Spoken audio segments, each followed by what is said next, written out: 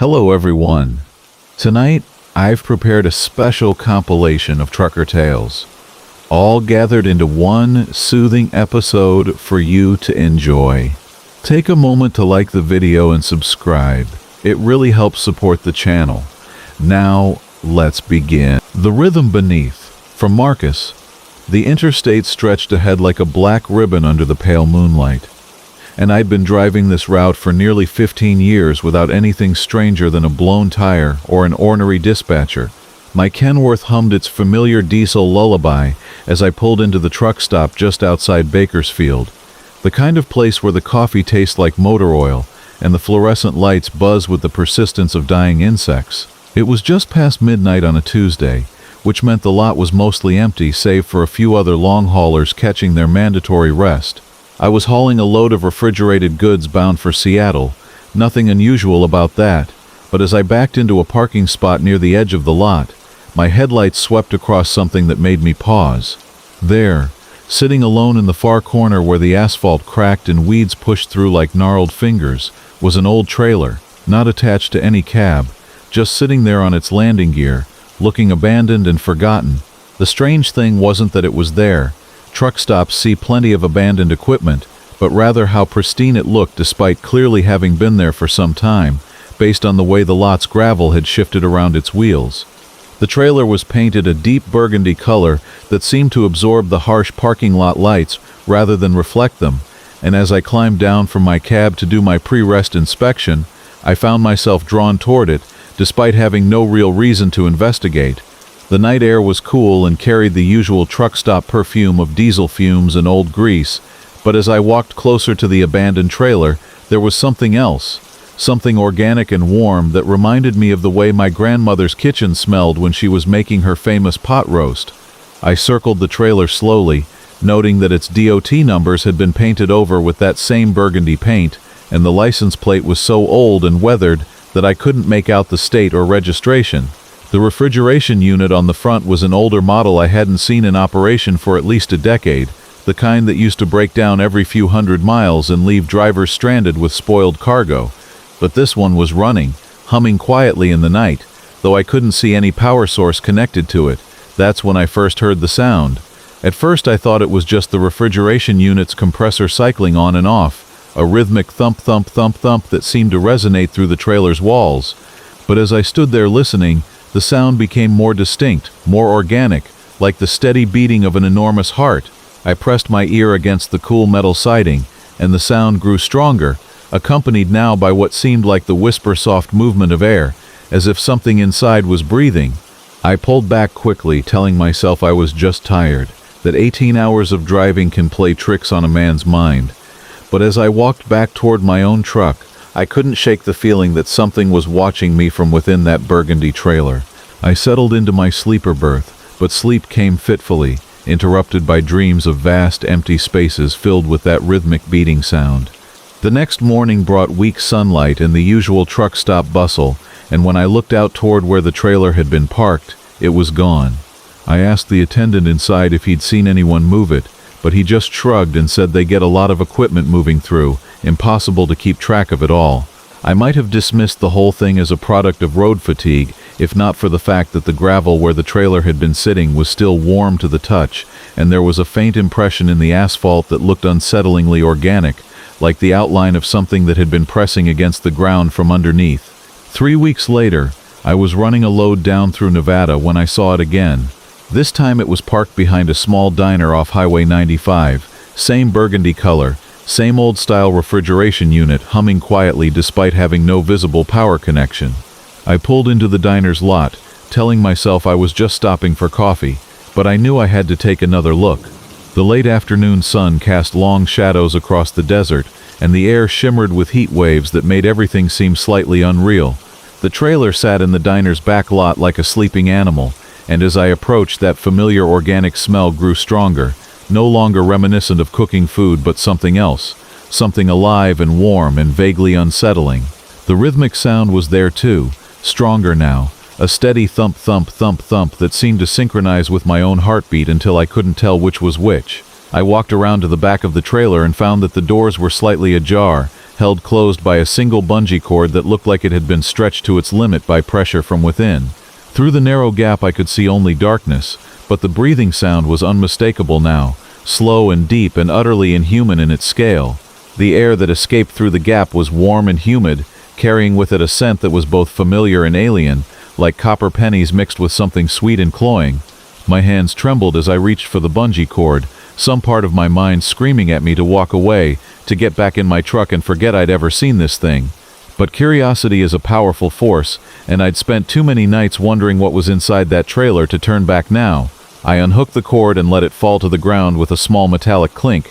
The doors swung open slowly, as if pushed by some internal pressure, and what I saw inside defied every rational thought I'd ever had. The trailer's interior was not the empty cargo space I'd expected, but rather something that looked disturbingly organic, with walls that curved and pulsed with a rhythm that matched the heartbeat sound. The floor was covered with what looked like red carpet, but as my eyes adjusted to the dim light, I realized it was moving slightly, rising and falling like the chest of a sleeping giant. At the center of this impossible space hung something that my mind struggled to process. It was roughly spherical, about the size of a small car, and it pulsed with that steady rhythm that had drawn me here. Its surface was a dark red color that seemed to shift between burgundy and crimson with each beat, and it was suspended from the trailer's ceiling by what looked like thick cables or perhaps arteries. The sound it made was no longer just audible but physical, each beat creating a pressure wave that I could feel in my chest. I stood transfixed for what felt like hours but was probably only seconds, watching this impossible thing pulse with alien life in the back of a trailer that should have contained nothing more than cargo straps and wooden pallets. The air inside was thick and humid, and I found it difficult to breathe, as if the atmosphere itself was too rich, too alive for human lungs. That's when the beating began to change, growing faster and more erratic, and I realized with growing horror that whatever this thing was, it knew I was there. The walls of the trailer began to pulse more rapidly, and the organic floor beneath my feet started to feel soft and yielding, as if I might sink into it at any moment. The smell grew stronger, overwhelmingly sweet and metallic, and I heard what might have been whispers, or might have been the sound of air moving through spaces not meant for air. I stumbled backward, my legs suddenly weak and unsteady, and fell out of the trailer onto the solid reality of the diner's parking lot. Behind me, the doors swung shut with a sound like a heavy sigh, and the bungee cord somehow reattached itself, though I know that's impossible. I lay there on the hot asphalt for several minutes, gasping and trying to convince myself that what I'd seen was just heat exhaustion, or dehydration, or any of a dozen rational explanations that didn't involve trailers with living interiors. When I finally got to my feet and looked back at the trailer, it appeared completely normal, just another piece of abandoned equipment sitting in the desert sun. But the refrigeration unit was running, humming its quiet song, and if I listened carefully, I could still hear that rhythmic beating, fainter now but unmistakably there. I got back in my truck and drove away without stopping for coffee, and for the next month I took different routes, avoided truck stops where I'd seen the trailer before, told myself I was done with whatever impossible thing I'd stumbled across. But the dreams came every night now, dreams of vast organic spaces and the sound of heartbeats that weren't my own, and I began to understand that simply avoiding the trailer wasn't going to be enough. Because now, late at night when the highway stretches endlessly ahead and my own truck's engine settles into its familiar rhythm, I can hear that other heartbeat underneath it all, steady and patient and impossibly vast. And sometimes in my rearview mirror, I catch glimpses of burgundy paint in the darkness behind me. Never. The Frequency of the Lost. From Jake Morrison. The CB radio crackled to life at 2:17 a.m., cutting through the steady hum of my Peterbilt's engine like a knife through silk. I'd been running this stretch of Highway 19-1 through eastern Montana for the better part of 15 years, hauling freight between Billings and the oil fields up north, and I knew every mile marker, every pothole, every late-night voice that might drift across the airwaves. But this sound was different, wrong somehow, like nails dragging across the inside of my skull.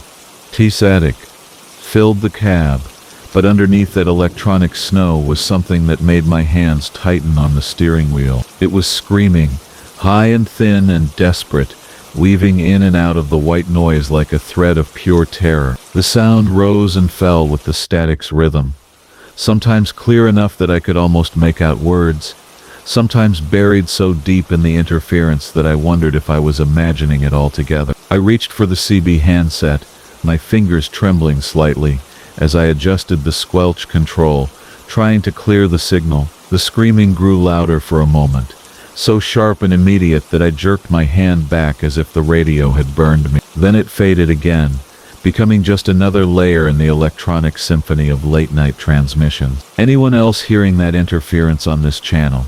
The words felt strange in my mouth, too casual for what I was experiencing, but I needed to know if other drivers were picking up whatever was bleeding through my radio. Silence answered me, punctuated only by the occasional pop and hiss of distant conversation. A trucker heading south on Interstate 94 was complaining about a way station. Someone else was asking about road conditions near the Canadian border. Normal voices, normal concerns, normal problems that belong to the daylight world of commerce and deadlines. Nothing about the screaming that continued to thread its way through the static like smoke through a graveyard. The rain that had been threatening all evening finally began to fall, fat drops that splattered against my windshield in an irregular percussion that seemed to sync with the strange sounds coming from my seat. I turned on the wipers, their steady back and forth motion creating a hypnotic rhythm that made the screaming seem almost musical, like some twisted lullaby designed to drive listeners mad. Mile after mile, the sound continued,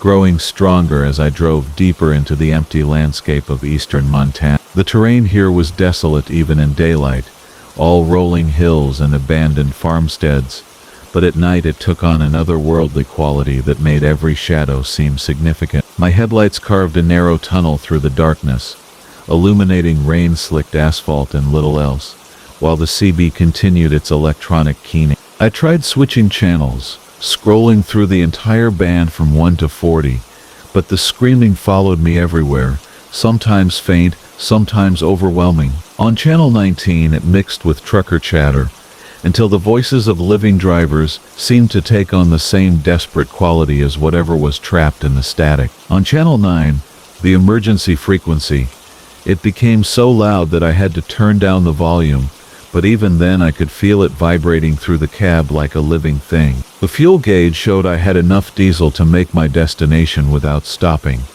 but something about the sound was wearing me down, fraying my nerves, until every small noise made me jump. The rattle of coffee cups in their holder sounded like rattlesnake. The whistle of wind around the truck's mirrors became the cry of hunting owls, and underneath it all, that terrible screaming continued, sometimes forming what almost sounded like words in a language I didn't recognize. Near mile marker 27, I passed an old truck stop that had been closed for years, its neon signs dark and its parking lot empty except for tumbleweeds and scattered debris. But as my headlights swept across the abandoned building, I could have sworn I saw something in one of the broken windows, a pale shape that might have been a face pressed against the glass. The screaming from my CB intensified at that exact moment, becoming so clear and immediate that it felt like someone was sitting in my passenger seat, crying out in agony. I pressed harder on the accelerator, eager to put distance between myself and whatever I might have seen.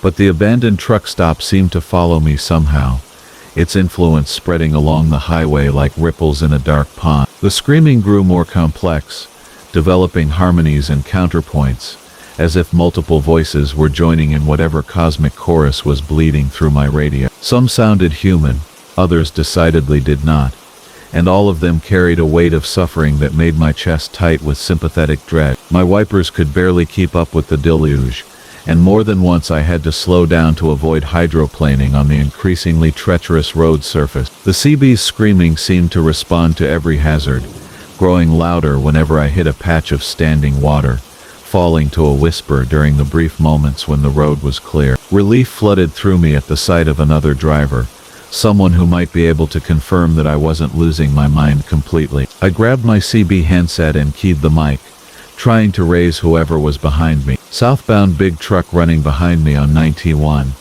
This is Freight Dog up ahead in the Peterbilt, I called out, speaking loudly to be heard over the continuing static and screaming. "You got your ears on, driver." The response came immediately, but it wasn't what I expected. The voice that answered was my own, speaking words I hadn't said, in a tone that carried depths of despair I'd never felt. "Freight dog, this is Freight dog," my own voice said through the CB speaker, distorted by static but unmistakably mine. "Been trying to reach you, driver. Been trying to reach anyone. How long have I been out here?" My blood turned to ice water in my veins, and I nearly dropped the handset. I looked in my mirrors again, but the headlights behind me seemed different now, more diffuse, as if they were shining through fog even though the air was clear. The screaming from my CB rose to a crescendo, and within it I could hear my own voice, calling out my handle over and over again, begging for someone to answer, someone to acknowledge that I existed. "That's impossible," I whispered into the handset, though I wasn't sure if I was responding to the voice or trying to convince myself that what I was experiencing couldn't be real. "I'm right here. I'm Jake Morrison. I've been driving this route for 15 years.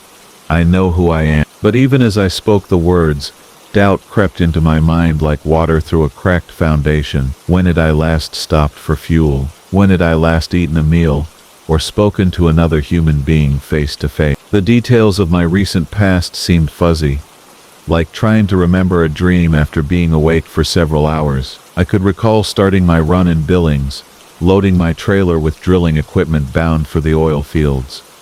But everything after that was becoming increasingly unclear. The headlights behind me were getting closer, and now I could see that they belonged to a Peterbilt identical to mine. Same model year, same color scheme, same configuration. As it pulled alongside me in the passing lane, I turned to look at the driver, and my heart nearly stopped. It was me, or something that looked exactly like me, hands gripping the steering wheel with desperate intensity, mouth open in what might have been a scream, though I couldn't hear it over the engine noise and rain. The other truck paced me for what felt like hours but was probably only seconds, and I could see my doppelganger's lips moving as if he were speaking into a CB handset. The static from my own radio reached a fever pitch, and through it I could hear fragments of conversation, pleas for help, questions about road conditions, complaints about loneliness, all delivered in voices that sounded increasingly like my own. Then the other truck began to fade, becoming translucent like morning mist, its headlights growing dim, even as they remained perfectly aligned with mine. The screaming from my CB reached one final, overwhelming crescendo before cutting off entirely, leaving only the normal background hiss of an empty channel. I found myself alone on the highway again, with nothing but rain and darkness, and the steady throb of my engine for company. I drove in silence for the next several miles, afraid to touch the CB, afraid to hear what might answer if I called out again. The abandoned truck stop appeared in my headlights once more, exactly as I remembered it. Broken windows and empty parking lot, and that suggestion of something watching from the shadows. The girl in yellow. From Marcus. The thing about driving nights on Interstate 84 through eastern Oregon is that the darkness here has weight to it, pressing down on your cab like something alive and patient. I've been hauling freight for 15 years now, and I know every mile marker between Portland and Boise like the lines on my weathered hands, but that particular stretch through the Blue Mountain foothills still makes my skin crawl when the fog rolls in thick, and the temperature drops just enough to make your breath visible in the headlight beams. It was pushing midnight when I spotted her, a small figure bundled in what looked like a bright yellow sleeping bag on the shoulder, about 200 yards ahead. My Peterbilt's diesel engine hummed its familiar lullaby as I eased off the throttle, the Jake brake chattering softly as I slowed the rig. The girl couldn't have been more than 16, maybe 17, with stringy blonde hair that caught the amber glow of my running lights. She had her thumb out, but there was something off about the way she stood there, perfectly still except for that yellow sleeping bag rippling gently in the wind that my truck hadn't yet reached. I pulled onto the shoulder with a hiss of air brakes, gravel crunching under 18 wheels as I brought the loaded trailer to a stop. Through my passenger window I could see her more clearly now. She wore nothing but that sleeping bag wrapped around her shoulders like a cocoon, her bare feet pale against the dark asphalt. The CB radio crackled with distant chatter from other drivers somewhere out in the night, but their voices seemed muffled and far away, as if the fog that was beginning to creep across the highway was swallowing sound itself. I rolled down the passenger window and felt the October chill seep into the warm cab, carrying with it the smell of pine needles and something else, something sweet and cloying, that reminded me of flowers left too long in stagnant water. The girl looked up at me with eyes that seemed too large for her thin face, and when she smiled, her teeth gleamed white in the darkness between her pale lips. Nobody else would, not tonight. She gestured vaguely toward the empty highway, stretching behind us, where no other headlights pierced the growing wall of fog. I've been walking for hours, and it's getting so cold. There was an odd formality to her words, like she was reading from a script she'd memorized long ago. But she was just a kid, probably stranded after some camping trip gone wrong, and the temperature was dropping fast enough that I could see my breath forming small clouds in the cab's interior light. I've got a daughter about her age back home in Sacramento, and the thought of her standing alone on a dark highway in nothing but a sleeping bag made my chest tight with worry. "Where you headed?" I asked, keeping my voice gentle. The girl stepped closer to the truck, her bare feet silent on the gravel, and I noticed that the yellow sleeping bag wasn't actually wrapped around her shoulders. Instead, it seemed to be somehow attached to her back, the fabric moving independently of the wind, rippling and shifting like something alive. "East," she said simply, tilting her head in a way that made her neck look unnaturally long in the shadows. "Just east, as far as you're going. I'm not particular about destinations anymore." She placed one pale hand on the passenger door handle, and I heard the metal click as she lifted the latch. "May I come up? It's been such a long, cold night." I should have noticed it then, the way the fog seemed to thicken around my truck the moment she touched the door, or how the familiar sounds of the highway, the distant hum of traffic, and the whisper of wind through the pine trees, had faded to an unnatural silence. Instead, I found myself nodding and reaching across to push the door open, watching as she climbed into the passenger seat with a fluid grace that seemed to defy the awkward bulk of the sleeping bag. Up close, I could see that her skin had an odd translucent quality, like porcelain held up to candlelight, and there were dark circles under her eyes that could have been exhaustion or something else entirely. The sleeping bag rustled as she settled into the seat, and I caught a glimpse of what lay beneath the yellow fabric. For just a moment I thought I saw something that made my stomach lurch, something that didn't look quite human. But then she pulled the sleeping bag tighter around herself and smiled at me again. "This is much better," she said, her breath visible in small puffs despite the cab's heater working overtime. "I do so hate the cold.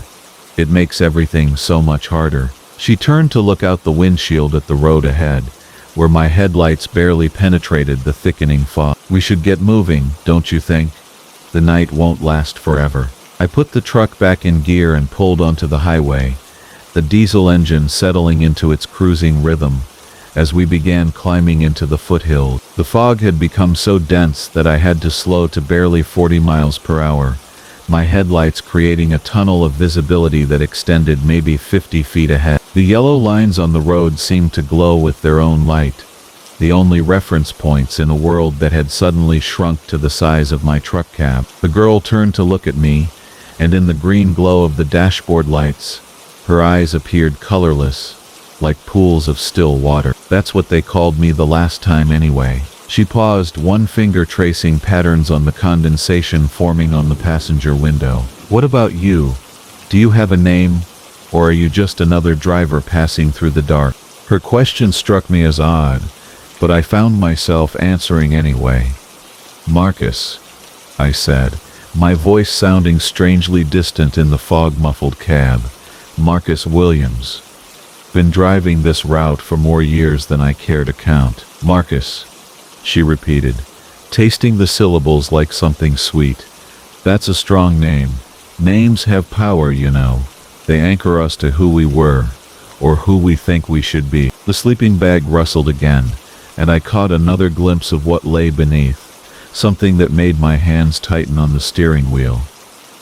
But sometimes we outgrow our names, don't we? Sometimes we become something else entirely. The CB radio crackled with static, and through the white noise, I thought I heard voices, distant and distorted, calling numbers that might have been mile markers, or dates, or something else entirely. I reached for the handset to respond, but Sarah's pale hand closed over mine, her skin so cold it felt like touching ice. "Don't," she said softly, her grip surprisingly strong.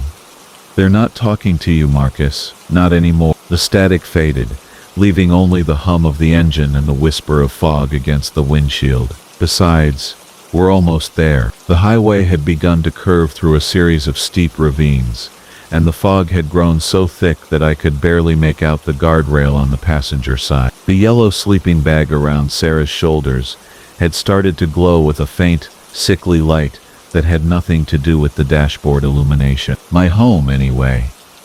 The place where I sleep during the day, where I dream of highways and trucks and kind drivers who stop for girls in the dark. The sleeping bag fell away from her shoulders like shed skin, revealing what I had been glimpsing all along, but my mind had refused to process. Her torso was a hollow shell of pale flesh, ribs visible through translucent skin that pulsed with veins of that same sickly yellow light. Where her heart should have been, there was only an empty cavity filled with writhing shadows that moved independently of any earthly wind. "Thank you, Marcus," she whispered, her voice now carrying harmonics that hurt to hear, like fingernails on glass mixed with the sound of wind through dead leaves. "Thank you for stopping, for letting me in, for bringing me back to where I need to be." The shadows in her chest cavity began to reach toward me, thin tendrils of darkness that smelled of grave earth and rotting flowers. Sarah, or the thing that had been calling itself Sarah, let out the exhaust prophet. From Marcus Delacroix. The stretch of Highway 87 between Lubbock and Amarillo has always been my favorite run, especially in the deep hours when the road belongs to us, night haulers and the occasional insomniac in a sedan. My Peterbilt 3079 and I have covered this route maybe 300 times over the past decade, hauling everything from furniture to farm equipment across the Texas Panhandle. The engine's steady rumble has become my lullaby, and the amber glow of my dashboard instruments feels more like home than the studio apartment I rent back in Oklahoma City. It was past 2 in the morning when I first noticed something peculiar about the truck ahead of me. A white Freightliner Classic, probably from the late 90s, running without proper running lights and belching an unusual amount of black smoke from its stacks. Even from a quarter-mile back, I could see that smoke behaving strangely in my headlight beams, not dispersing the way diesel exhaust should, but instead hanging in the air like storm clouds, dense and purposeful. The radio had been crackling with static for the past hour, picking up fragments of distant conversations and the occasional burst of what sounded like Spanish-language music from across the Mexican border. I'd been fighting drowsiness with truck stop coffee and the rhythmic thump of my tires over expansion joints, when the smoke from the Freightliner began to take on an almost hypnotic quality, swirling and coiling in patterns that seemed too deliberate for mere wind currents and road turbulence. I eased off the throttle slightly, letting the gap between us widen. Something about that truck felt wrong, though I couldn't articulate exactly what triggered my unease. Maybe it was the way it maintained a perfectly steady speed, without any of the minor fluctuations you'd expect from a human driver. Or perhaps it was how the smoke seemed to glow faintly in the darkness. Not with the orange flicker of combustion, but with a pale, sickly luminescence that reminded me of decay. The CB radio mounted above my head suddenly crackled to life, cutting through the static with startling clarity. A voice emerged from the speaker, low and raspy, like someone speaking through a throat full of ash. "Evening, driver," it said, and I felt an immediate chill despite the warm air flowing from my vents. "Beautiful night for a long haul, wouldn't you say?" I reached for the microphone, thumb hovering over the talk button. In 10 years of trucking, I'd heard thousands of voices over the CB, from the jovial chatter of veterans sharing road conditions to the tired mumbles of drivers fighting to stay awake. This voice was different. It carried an odd weight, as if each word was being filtered through something dense and suffocating. "That's a Roger," I replied cautiously.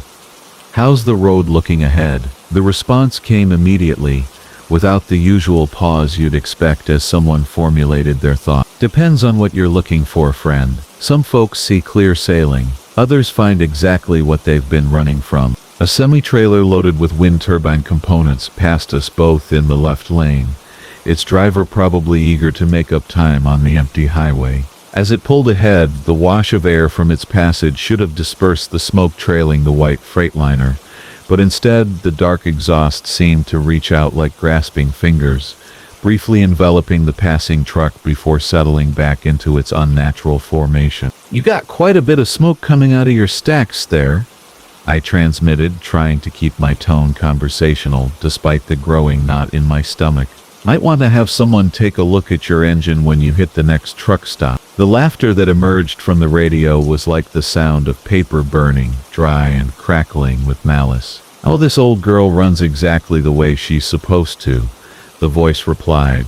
"Been burning the same fuel for longer than you might imagine. Question is, what have you been running on, Marcus?" The fact that he knew my name sent ice water through my veins. I hadn't identified myself over the radio, and my CB handle wasn't displayed anywhere visible from the road. I found myself checking my mirrors more frequently, noting how the smoke seemed to be growing thicker, beginning to drift back toward my own truck despite the headwind we were both creating. "The smoke tells me things," came the response, and now I could swear I saw the dark exhaust pulsing in rhythm with the words. "It whispers about the loads you've carried, the corners you've cut, the logbook entries you've fudged to make delivery deadline. It knows about that night outside Bakersfield 3 years ago, when you kept driving even though your vision was blurring and your eyelids felt like lead weights." My hands tightened on the steering wheel, as memories I'd tried to bury came flooding back. That run to Los Angeles, pushing through exhaustion to avoid missing a penalty clause in my contract, the curve I'd barely negotiated drifting into the oncoming lane before jerking back to safety. The family in the minivan that had swerved to avoid my truck, their headlights disappearing over the embankment as I fought to maintain control of my own vehicle. The smoke doesn't lie, Marcus. It carries the weight of every decision, every moment when we choose our own convenience over the safety of others. That family survived, by the way, though the father still wakes up screaming about the truck that nearly killed his children. The black exhaust was definitely reaching toward my truck now, tendrils of it stretching back against the natural airflow. Where it touched my windshield, it left oily streaks that my wipers couldn't fully clear. The smell began to penetrate my cab despite the closed windows and recirculating air system, a nauseating mixture of burning diesel and something organic, like meat left too long in the sun. "What do you want?" I asked, my voice barely above a whisper. "I want you to remember," the voice replied, and now it seemed to be coming not just from the radio, but from the smoke itself surrounding my truck in a suffocating embrace. "I want you to carry the weight of every choice, every life you've put at risk in the name of making a deadline or earning an extra few dollars. The smoke remembers everything, Marcus. Every truck that's ever rolled down this highway, every driver who's ever made a decision they knew was wrong." The temperature in my cab began to drop despite the heater running full blast. Frost started forming on the inside edges of my windows, and my breath began to mist as the smoke outside grew thicker and more aggressive. Through the dark haze, I could see shapes moving, translucent figures that might have been other drivers, other vehicles, all trapped within the roiling exhaust. My engine began to sputter and miss, as if the smoke was somehow interfering with the combustion process. The Peterbilt's normally reliable Caterpillar motor coughed and wheezed, losing power as the mysterious exhaust continued to envelop us. The Freightliner ahead maintained its steady pace, unbothered by the supernatural storm it was generating. "You can't run from what you've done," the voice continued, now seeming to emanate from every surface in my cab.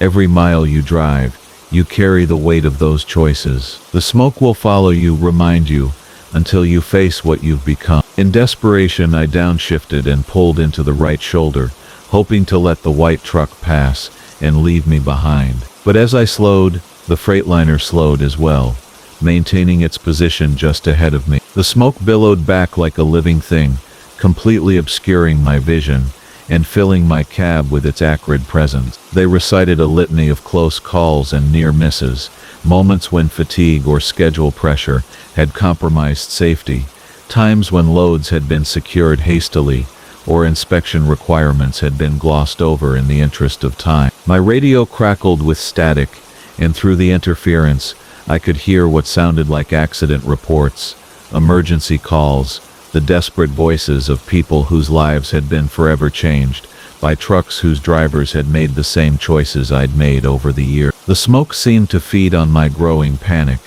becoming denser and more oppressive with each labored breath. Then, as suddenly as it had begun, the smoke started to dissipate. The white Freightliner ahead began to pull away, its exhaust returning to normal levels and behavior. The voices on the radio faded back into static, and the temperature in my cab gradually returned to normal. Within minutes, the mysterious truck had disappeared around a distant curve, leaving the wall that breathes. From Marcus Chen, the fog rolled in thick that October night as I was hauling a load of industrial equipment down Highway 89 through northern Nevada. I'd been driving the same Peterbilt 39 for 8 years, knew every rattle and hum of her engine, every quirk of her transmission.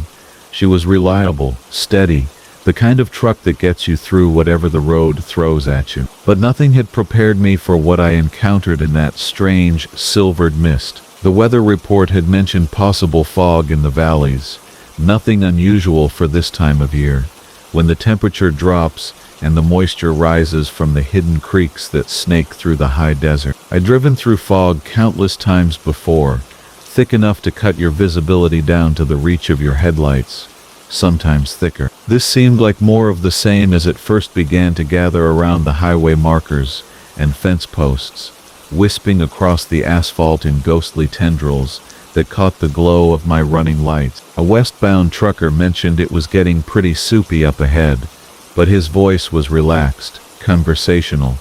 Another driver joked about needing to break out the fog lights, and someone else complained about tourists who didn't know how to drive in low visibility. Normal trucker talk for a night when Mother Nature decides to make the job a little more challenging.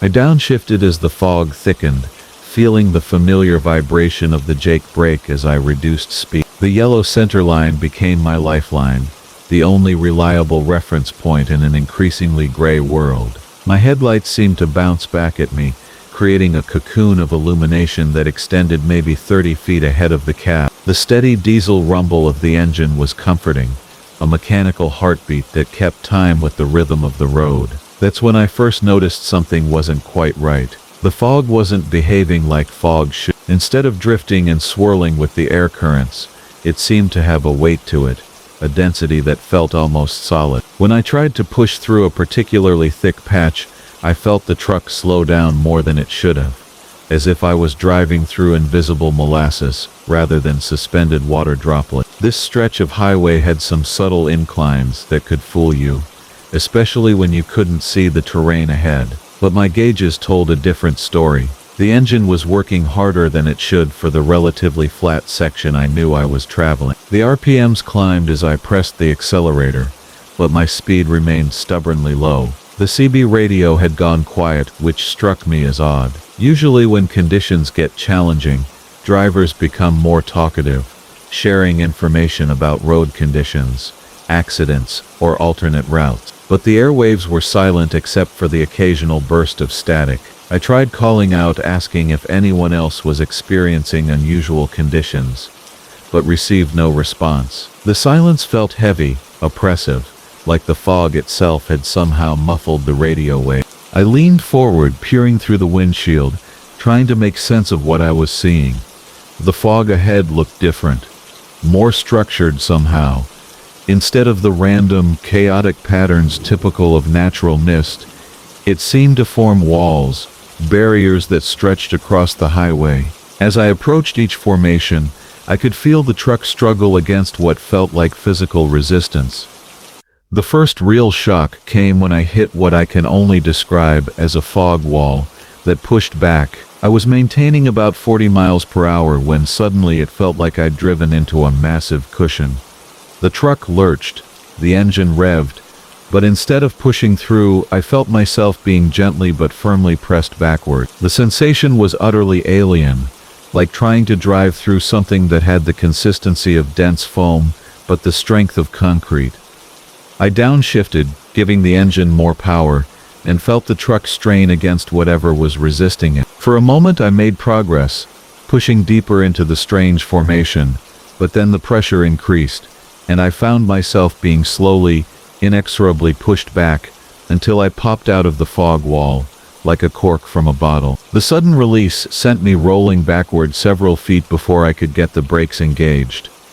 My hands were shaking as I shifted into park and tried to process what had just happened. In 30 years of driving, I'd never experienced anything remotely similar. Fog was moisture and air, nothing more. It couldn't push back against 18 wheels and a loaded trailer. It couldn't have physical substance, yet the evidence was undeniable. Something in that mist had prevented me from moving forward. Breaker 19, this is Ghost Rider eastbound on 89. Anyone out there experiencing unusual fog conditions? Over. Nothing but static answered me. I adjusted the squelch, checked the antenna connection, but the radio seemed to be working normally. The silence on the airwaves was becoming as unsettling as the fog itself. Looking ahead, I could see the strange formations more clearly now that I knew what to look for. The fog wasn't random at all.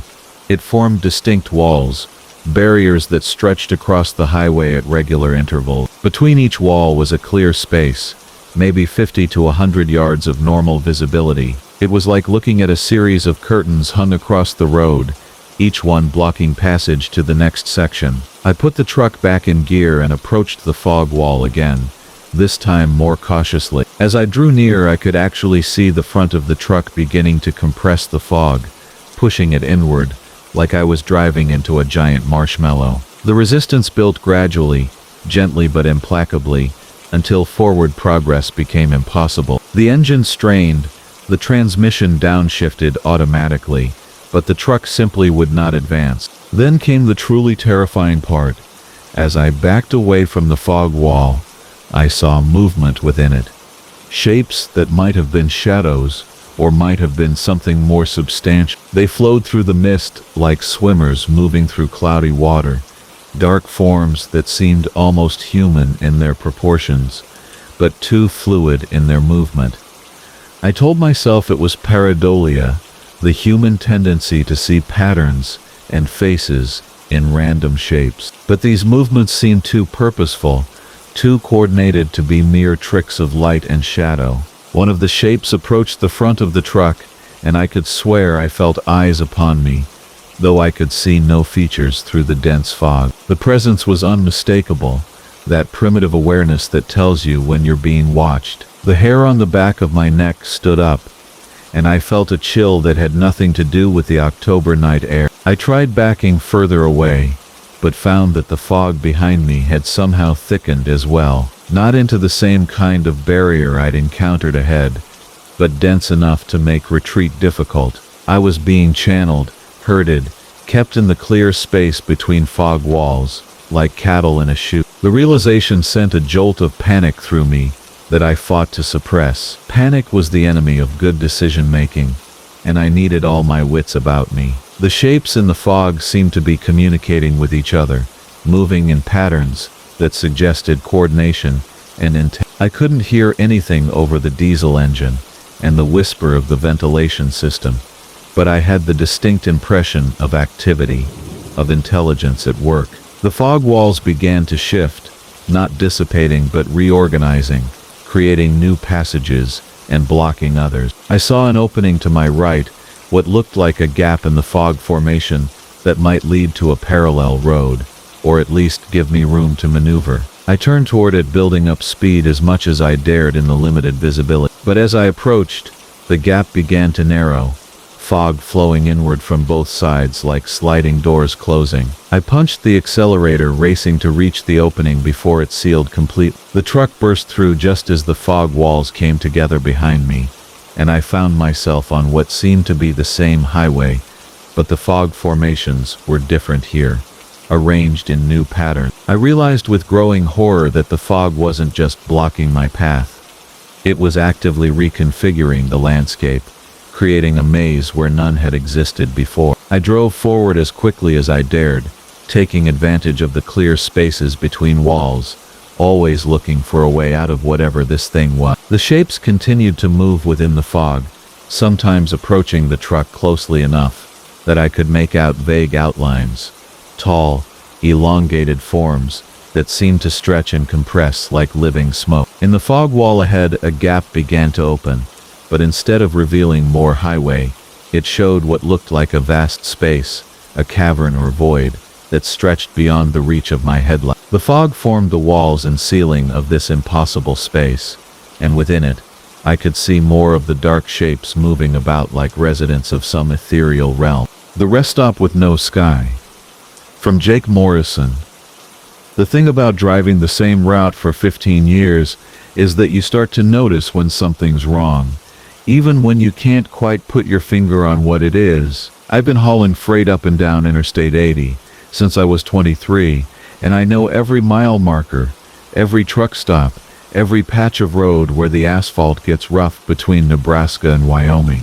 My rig, a 2018 Kenworth T880 with enough chrome to blind a pilot, has carried everything from furniture to frozen foods across this stretch of highway, and I've always prided myself on knowing exactly where I am at any given moment. That's why what happened last Tuesday night still keeps me awake, staring at my ceiling and listening to the distant rumble of traffic on the interstate that runs behind my apartment complex. The rain had been coming down steady since Kansas, not the violent kind that forces you to pull over, but the persistent hypnotic drumming that makes the miles stretch longer and your eyelids feel heavy. My wipers were keeping a steady rhythm against the windshield, and the CB radio was mostly quiet, except for the occasional trucker warning about a speed trap near the Colorado border. I'd been pushing hard to make my delivery schedule, running on nothing but truck stop coffee and determination, when I noticed my fuel gauge creeping toward the red. Now, I'm not the kind of driver who lets his tank run low, but the rain and the headwinds had been working against my fuel economy, and somehow I'd miscalculated. The next truck stop I remembered was still 40 miles ahead, but my engine was already starting to feel thirsty, that subtle change in the diesel's rhythm that every experienced driver learns to recognize. Exit 2047B, rest area. It read in those familiar green letters, though something about the font seemed slightly off, like it had been printed by a different company than all the other signs I'd passed. I didn't remember this particular rest stop from my previous runs, but 15 years of driving will teach you that memory isn't always reliable, especially when you're tired, and the landscape all starts to look the same. The off-ramp curved gently to the right, descending through what looked like scrubland dotted with the dark shapes of Joshua tree. As I downshifted and felt the familiar compression braking of my engine, I noticed that the rain seemed to be letting up, the steady drumming on my roof growing softer and more intermittent. The rest stop appeared ahead, a modest facility with the standard layout, a main building with restrooms and vending machines, several parking spaces for cars, and a separate area for trucks with its own fuel island. Most rest stops, especially the older ones, show their age in cracked concrete and faded paint, but this one appeared restfully maintained. The parking lot was smooth black asphalt without a pothole in sight, and the building's exterior was painted in that institutional beige that somehow managed to look both new and timeless. A few cars were scattered in the regular parking area, their occupants presumably inside using the facilities or stretching their legs. I pulled my rig up to the fuel island and set the air brakes with that familiar hiss of compressed air. The diesel pumps looked modern, with digital displays and credit card readers that actually appeared to be in working order, which was more than I could say for half the truck stops I'd visited lately. As I climbed down from the cab, I noticed the air had that strange stillness that sometimes comes after a storm, when the wind dies and everything feels suspended, waiting. That's when I looked up and realized what was bothering me about this place. There was no sky. I don't mean it was cloudy or overcast, I mean there was literally nothing above the rest stop except a smooth, dark expanse that seemed to absorb light, rather than reflect it. It wasn't black like a night sky because I could still see the stars and moon through the void. When I looked beyond the boundaries of the rest area, it was as if someone had placed an enormous lid over the entire facility, but a lid made of nothingness, of absence itself. My hands were already moving to start the fuel pump, years of routine taking over, while my mind tried to process what I was seeing. The diesel flowed normally, the numbers on the display clicking steadily upward, but I couldn't tear my gaze away from that impossible non-sky. I walked around to the back of my trailer, ostensibly to check my tires, but really to get a better look at the phenomenon. From every angle the effect was the same. A perfect boundary where the normal night sky simply stopped and something else began. Something that hurt to look at directly. The other vehicles in the parking lot sat silent and still, their windows dark. Now that I thought about it, I hadn't seen anyone moving around since I'd arrived. Despite the fact that several cars were clearly occupied, silhouettes visible in the driver and passenger seat. These people were just sitting there, motionless, as if they were waiting for something or watching something I couldn't see. The receipt paper felt normal enough, but when I looked at the printout, the station name was listed simply as Rest Stop, with no location information, no corporate logo, no identifying details that might tell me which company operated the facility. The date and time were correct, but something about seeing them printed there made me uneasy, as if time itself might not be entirely reliable in this place. I decided to go inside and use the restroom, partly because I genuinely needed to, but mostly because I wanted to see if the interior of the building was as strange as everything else. The glass doors opened with a normal enough chime, and I stepped into a brightly lit space that looked exactly like every other highway rest stop I'd ever visited. Clean white tiles on the floor, motivational posters about highway safety on the walls, vending machines humming quietly in the corner dispensing the usual selection of chips, candy and soft drink. But the people inside were wrong. There were perhaps a dozen of them, travelers of various ages and descriptions, but they were all standing perfectly still, facing toward the large windows that looked out onto the parking lot. They weren't talking, weren't moving, weren't even blinking as far as I could tell. Men, women, children, all frozen in place, like department store mannequins, their eyes focused on something beyond the glass. I cleared my thought, hoping to get someone's attention, but none of them responded. I walked closer to one of them, a middle-aged woman in a floral print dress, who looked like she might be traveling with her family. Her skin was warm to the touch, and I could see the slight rise and fall of her breathing.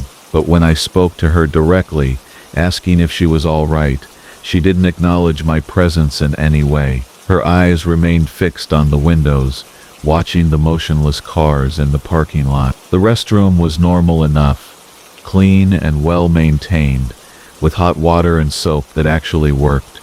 But when I came out, the same people were standing in exactly the same positions, as if they hadn't moved a muscle in the time I'd been gone. I approached the windows to see what had captured their attention so completely, and that's when I noticed what they were watching. They were trapped there, their hands gripping their steering wheels, their faces pressed against the windows, mouths open in what looked like silent screams. They were trying to get out, but something was preventing them from moving, from opening their doors, from doing anything but sit there and watch the rest stop with expressions of mounting terror. And slowly, inevitably, I realized that the people inside the building had once been travelers like me, people who had stopped for fuel, or a bathroom break, or just to stretch their legs. They had seen what was happening to the people in the parking lot, had watched from the safety of the building, until something had changed, and they had become watchers themselves, frozen in place,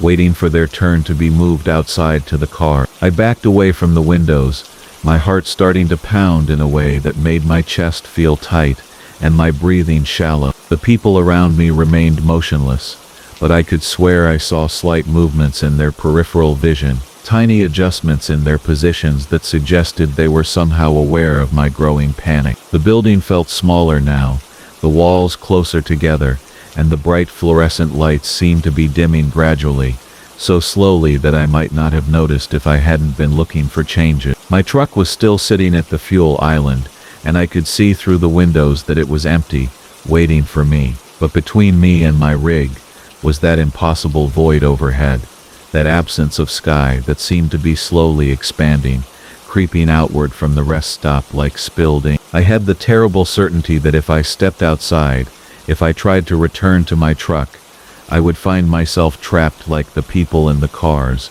unable to move, unable to escape. The one-way town.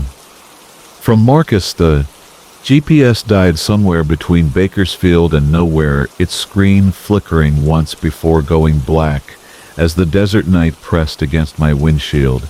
I'd been driving for 14 hours straight, hauling a load of furniture to Phoenix, when the detour signs started appearing along interstate. Orange cones and blinking arrows guided traffic off the main highway onto a narrow two-lane road that curved into darkness between low hills dotted with scrub brush and the occasional Joshua tree reaching toward stars I could barely see through the dust on my windshield. My Peterbilt's engine hummed its familiar rhythm as I downshifted, following the sparse line of taillights ahead of me. The detour made sense, I figured. Construction happened all the time out here, and the highway department was always fixing something, or widening lanes, or replacing bridges that had been baking in the desert sun for too many decades. What didn't make sense was how long this detour stretched on, mile after mile through landscape that seemed to repeat itself like a broken record, the same clusters of yucca plants and weathered rock formations rolling past my passenger window. The other vehicles that had been following the detour with me peeled off one by one, taking side roads that led to distant ranch houses or simply disappearing into the darkness behind me. Soon I was alone with nothing but the steady drone of my diesel engine and the hypnotic sweep of my headlights across cracked asphalt that looked like it hadn't been repaved since the Reagan administration. The air conditioning struggled against the desert heat that still radiated up from the pavement, even though it was well past midnight, and I could feel sweat gathering under my baseball cap despite the cool air blowing from the vent. That's when I saw the lights ahead, a warm yellow glow that seemed to rise from the flat horizon like a mirage made solid. As I crested a small rise, the town spread out below me, its main street lined with businesses that looked frozen in time. Neon signs flickered in the windows of a diner called Millie's, a gas station with rounded pumps that belonged in a museum, and a motel with individual cabin-style units that probably hadn't seen a renovation since the Eisenhower year. Everything was lit up and inviting despite the late hour, as if the town was waiting for travelers like me, who had gotten turned around in the desert night. Below that, in smaller letters that were harder to read in the sweep of my headlights, it said something about being a friendly community that welcomed visitors. I downshifted again as I entered the town limits, my Jake brake adding its distinctive rumble to the night air as I slowed to the posted speed limit of 25 miles per hour. The main street was wider than it had looked from the hill, easily wide enough for my rig, though I couldn't help but notice there weren't any other trucks parked anywhere. A few pickup trucks and sedans sat angled against the curbs in front of the various businesses, but nothing bigger than a delivery van. The diner's neon sign promised coffee and pie, and through the large windows I could see people sitting in booths, their faces indistinct but their movements suggesting the comfortable rhythm of late-night conversation over coffee cups and shared dessert. I found a spot in front of the gas station where I could park without blocking traffic, though traffic seemed to be non-existent at this hour. The attendant appeared almost immediately as I shut down my engine, a middle-aged man in clean coveralls who moved with the practiced efficiency of someone who had been pumping gas for decades. He had the kind of genuine smile that was rare these days, especially at truck stops where the service was usually indifferent at best. Fill her up? He asked, already reaching for the diesel nozzle before I could answer. Beautiful truck you got here. Don't see many Peterbilts with this much chrome anymore. They're making everything plastic these days, no pride in craftsmanship like there used to be. I climbed down from the cab, grateful to stretch my legs after so many hours behind the wheel. The desert air was still warm but carried a hint of coolness that suggested dawn wasn't too far away. How far is it back to Interstate 10? I asked while he worked on fueling my truck. My GPS went out and I've been following detour signs for what feels like 50 miles. The attendant paused, his hand still on the fuel nozzle, and gave me a look I couldn't quite interpret. Interstate 10? Well, now that's quite a ways from here. You might want to grab some coffee and pie at Millie's. Maybe get a room for what's left of the night. Betty at the motel makes a mean breakfast, and you'll want to be well rested for the drive ahead. Something in his tone made me uneasy, though I couldn't put my finger on what it was. Maybe it was the way he avoided giving me a direct answer about the distance, or maybe it was how his smile seemed a little too wide, a little too persistent. I really need to keep moving, I said. Just point me toward the highway and I'll be on my way. He finished with the fuel and hung up the nozzle with movements that seemed slower than necessary. That'll be 68.50, he said, still smiling that unsettling smile. And like I said, Millie's coffee is the best in 3 counties. You really should try a cup before you head out into the desert night. Lots of folks get turned around out there in the dark. I paid him in cash and was about to climb back into my cab when I noticed something odd about the other vehicles parked around town. They all had license plates from different states, California and Texas and Nevada and New Mexico, but they all looked like they had been sitting in the same spots for a long time. Dust had gathered in the corners of windshields, and a few of the tires looked soft, as if they had been parked there for weeks or months rather than just stopping for a meal or fuel. Lots of travelers find their way to Meridian, he said. Not everybody's in such a hurry to leave. Sometimes a person discovers that slowing down and staying a while is exactly what they needed. A chill ran down my spine despite the warm air, and I carefully climbed back into my truck without saying anything else. My engine turned over immediately, its familiar rumble somehow reassuring in the strange atmosphere of this too perfect desert town. I put the truck in gear and rolled slowly down the main street, looking for the road that would take me back toward the interstate and the normal world of highway travel and truck stops and delivery schedules. But as I reached the far end of town, the pavement simply ended in a wall of desert scrub and rocky hills. No road, no sign, nothing but wilderness that stretched away into darkness. I made a U-turn and tried the other end of town, but found the same thing.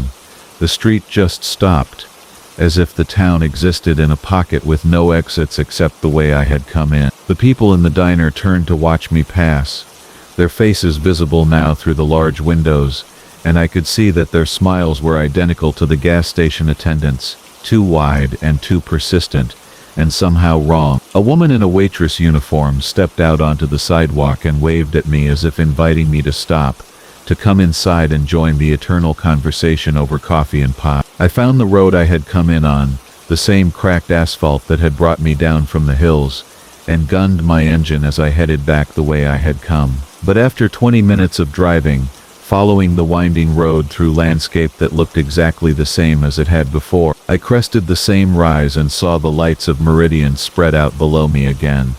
The same neon signs flickering their welcoming message.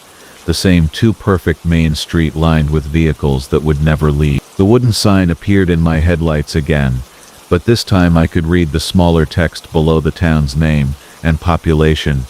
Welcome to Meridian, a community where every arrival is permanent. Below that, in letters so small I almost missed them, all visitors become residents. No exception. On the 6th approach I noticed something that made my blood run cold. There was now a parking space clearly marked for trucks, with my license number painted on the asphalt in fresh white paint. The gas station attendant stood beside it, still wearing that unsettling smile, as if he had been waiting there all along. The highway that Dawn forgot. From Marcusou. The thing about driving long haul for 15 years is that you think you've seen every stretch of asphalt this country has to offer.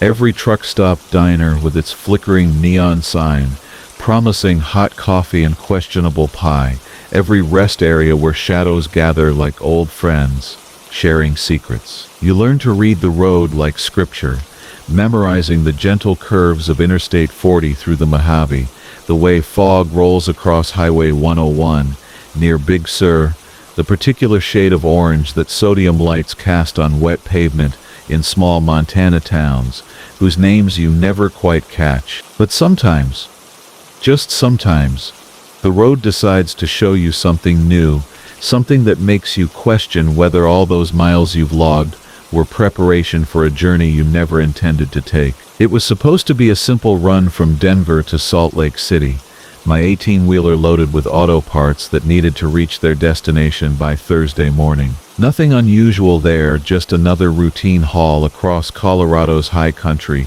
in my trusty Peterbilt, the same route I'd driven dozens of times before. The weather forecast called for clear skies, maybe some light wind coming down from the mountains. Perfect conditions for making good time. I'd planned to push through the night, catch the sunrise somewhere around the Colorado-Utah border, then roll into Salt Lake with hours to spare before my delivery window opened. The first sign that something was different came around 11:30, when I noticed that the digital clock on my dashboard seemed to be moving slower than usual. Not dramatically, just enough to make me glance at it twice, then check it against my phone and my watch. All three timepieces showed the same numbers, but there was something about the way the minutes crawled by that felt wrong, like time itself was thickening around me the way air does before a thunderstorm. I chalked it up to fatigue, that strange warping of perception that happens when you've been staring at endless white lines for too long, but the feeling persisted as I climbed higher into the Rockies. The radio began acting strange around midnight, picking up signals that seemed to drift in and out of clarity, like voices calling from the bottom of a well. Country music would fade into what sounded like old radio dramas, complete with crackling sound effects and actors speaking in that peculiar cadence of the 1940s, before dissolving into static that almost seemed to form words if you listened carefully enough. I cycled through the stations, searching for something solid and familiar, but every frequency told the same story of signals from nowhere, phantom broadcasts that existed in the spaces between real transmission. The highway itself looked exactly as it always had, 2 lanes in each direction separated by a concrete median, with occasional overpasses, and the standardized green signs that marked exits to small mountain towns. But there was a quality to the darkness beyond my headlights that seemed deeper than usual, more complete, as if the landscape on either side of the road had simply ceased to exist rather than being hidden by night. Even the stars, usually brilliant at this altitude, appeared dim and distant, like streetlights viewed through heavy fog. I passed a few other vehicles during the first hour after midnight, their taillights providing brief points of reference in my mirrors before disappearing around curves or falling too far behind to see.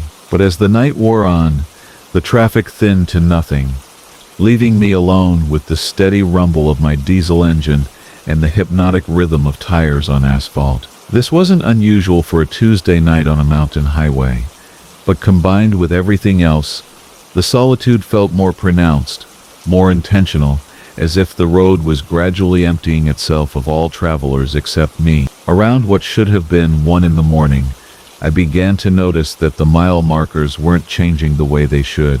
I'd pass marker 2047, then 5 minutes later encounter marker 2040. At first I assumed I was misreading them, maybe confusing the numbers in my peripheral vision. But when I started paying closer attention, writing them down on a notepad I kept clipped to my visor, the pattern became unmistakable. The miles were shuffling themselves, rearranging their sequence like cards being dealt from a deck that never ran out. The fuel gauge on my dashboard should have been showing the steady decline you'd expect from hours of highway driving, but instead it seemed frozen at just under 3/4 full, exactly where it had been when I'd filled up in Grand Junction. My odometer continued to roll forward, logging the miles my wheels were turning, but somehow those miles weren't taking me closer to my destination or consuming the diesel in my tanks. It was as if I was driving on a treadmill made of interstate highway, moving forward but remaining in the same place. The night itself was stretching, expanding like warm taffy, extending itself beyond its natural boundaries. I'd entered some kind of temporal fold in the fabric of the evening, a place where 2 in the morning never became 3, where dawn was perpetually hours away, but never actually approaching. I tried using my CB radio to reach other drivers, keying the mic and calling out on channel 19, but the responses I received were fragmentary and strained. Voices would answer, identifying themselves with familiar trucker handles, but their conversations seemed to be taking place in different years, different decades even. One driver complained about gas prices that had been accurate in the 1980s, while another discussed a snowstorm that I remembered from news reports 3 winters ago. It was as if the radio was picking up conversations from across time, fragments of travelers who had somehow become lost in the same endless night I was experiencing. The temperature outside remained constant, neither the natural cooling that should come with the small hours of morning, nor the gradual warming that would signal approaching sunrise. My truck's thermometer held steady at 42 degrees, and the air that drifted through my slightly opened window carried no scent of changing weather,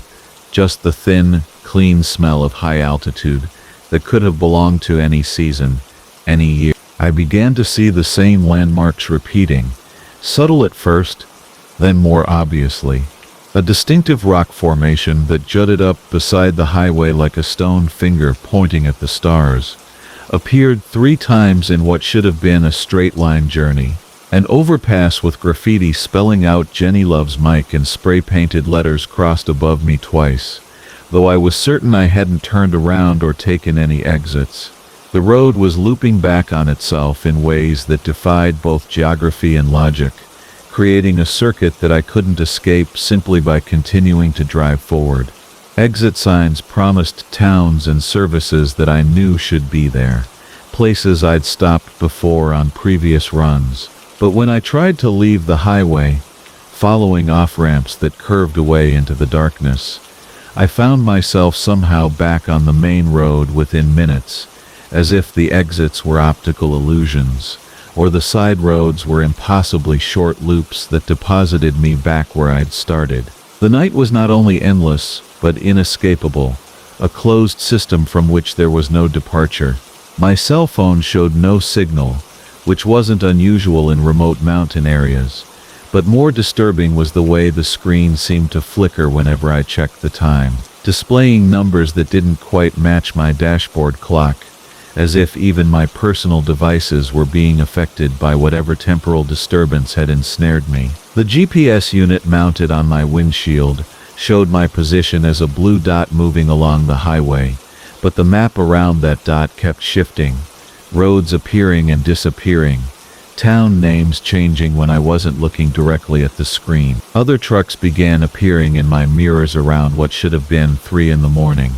But when I tried to catch up to them or slow down to let them pass, they maintained their relative positions like reflections, always the same distance away no matter how I adjusted my speed. Their headlights created a constellation of false stars in my mirrors, following me through the endless night but never quite becoming real enough to provide the comfort of actual human contact. The most unsettling realization came when I noticed that my logbook, which I'd been updating automatically every hour as required by DOT regulations, showed entries that I didn't remember making. In my own handwriting, I'd apparently recorded the same stretch of highway multiple times, noting fuel stops at stations I'd never seen and rest breaks at locations that didn't exist on any map. According to my own records, I'd been driving for 17 hours straight, but I felt no more tired than when I'd started, as if the night was sustaining me as much as trapping me. Then I saw the lights ahead, a warm yellow glow that resolved into the familiar outline of a truck stop, complete with fuel islands and a diner whose neon sign promised 24-hour service. Relief flooded through me as I downshifted and pulled into the parking lot, thinking that contact with other people might break whatever spell held me in the endless night. But as I stepped down from my cab, I realized that every truck in the lot was identical to mine, the same model Peterbilt, the same blue paint job, the same company logos on the doors, the mile that never comes. From Jake Morrison. The thing about driving the overnight hauls, is that you get to know distance in a way most folks never will. Every mile marker becomes a milestone, every exit sign a small victory against the endless ribbon of asphalt stretching ahead. After 15 years behind the wheel of my Peterbilt, I could tell you within a quarter mile exactly where I was on any major interstate, just by the feel of the road beneath my tires and the pattern of lights in the distance. That's why what happened on Interstate 80 through Nevada still keeps me awake during my mandatory rest periods. It was a Tuesday night in late September, and I was hauling a load of electronics from Sacramento to Denver. The weather was perfect for driving, clear skies, no wind, temperature sitting at a comfortable 68 degrees. My CB radio crackled occasionally with chatter from other drivers. But mostly it was just me, the steady hum of my diesel engine, and the hypnotic rhythm of white lines disappearing under my headlight. I'd made this run probably 200 times before, knew every truck stop, every way station, every peculiar curve in the road. Around midnight, I was approaching the stretch between Winnemucca and Battle Mountain, a particularly desolate piece of highway where the only signs of civilization are the occasional ranch access road and the distant glow of mining operations on the horizon. I'd been watching for mile marker 19.4, which would put me about an hour out from the truck stop where I planned to grab coffee and stretch my legs. The marker should have appeared right after a gentle rise in the highway, just before a long straight section that runs for about 8 miles. But when I crested that familiar hill, something was wrong. The road ahead looked exactly as it always did, the same gentle downward slope, the same distant mountains silhouetted against the star-filled sky, the same pattern of reflective markers along the shoulder. Yet mile marker 1.4 never appeared in my headlights. Instead, after what felt like the right distance, I saw mile marker 1.2 glowing white in the darkness ahead. I pressed the brake pedal gently, letting the engine help slow the rig as confusion settled over me like fog. That wasn't possible. I just passed mile marker 1.2 maybe 10 minutes earlier, right before the hill. I distinctly remembered it because there'd been a piece of blown tire rubber near it that I'd had to swerve slightly to avoid. Now here it was again in exactly the same spot it should be, with that same piece of rubber debris scattered across the right lane. My CB radio gave a soft squawk of static, but no voices came through. I reached for the handset and keyed the microphone. Breaker 19, this is Midnight Express eastbound on 80. Anybody out there got their ears on? Nothing but the gentle hiss of empty airwaves, responded. That was odd. There's almost always someone monitoring channel 19, especially on a major route like I decided to pay closer attention to the next few miles, thinking maybe I'd dozed off for a moment without realizing it. Happens to the best of us sometimes. Those micro-sleeps that can steal a few seconds or even a minute without you being aware. But I felt alert. My coffee was still warm in the cup holder, and the classic rock station coming through my radio was playing songs I remembered hearing earlier in the evening, which should have been impossible since it wasn't a repeating program. Mile marker 19.3 appeared exactly where it should, followed by the gentle rise I'd just driven over. My hands were steady on the steering wheel, but I could feel my pulse beginning to quicken. Something was definitely not right. At the top of the hill, I slowed down even more, bringing the rig down to about 40 miles per hour as I peered ahead into the darkness. And in a few minutes, mile marker 19.2 materialized in my headlights once more, with that piece of tire rubber in exactly the same position. I pulled the truck to a stop on the shoulder, hazard lights blinking, and sat there with the engine idling while I tried to make sense of what was happening. The fuel gauge showed 3/4 full, exactly what it had shown when I'd first noticed the problem. My trip odometer hadn't advanced. The digital clock on my dashboard read 12:47 a.m., the same time it had been when I'd first seen mile marker. I picked up my CB radio again and tried calling for help, but the airwaves remained eerily silent, except for the occasional burst of static that almost sounded like whispered voices, just beyond the range of understanding. I climbed down from the cab and walked around the truck, checking the tires, looking for any mechanical issue that might explain what I was experiencing. Everything looked normal. The trailer was secure, the lights were functioning properly, and the engine sounded exactly as it should. The night air was cool and still, carrying the faint scent of sagebrush and distant wood smoke.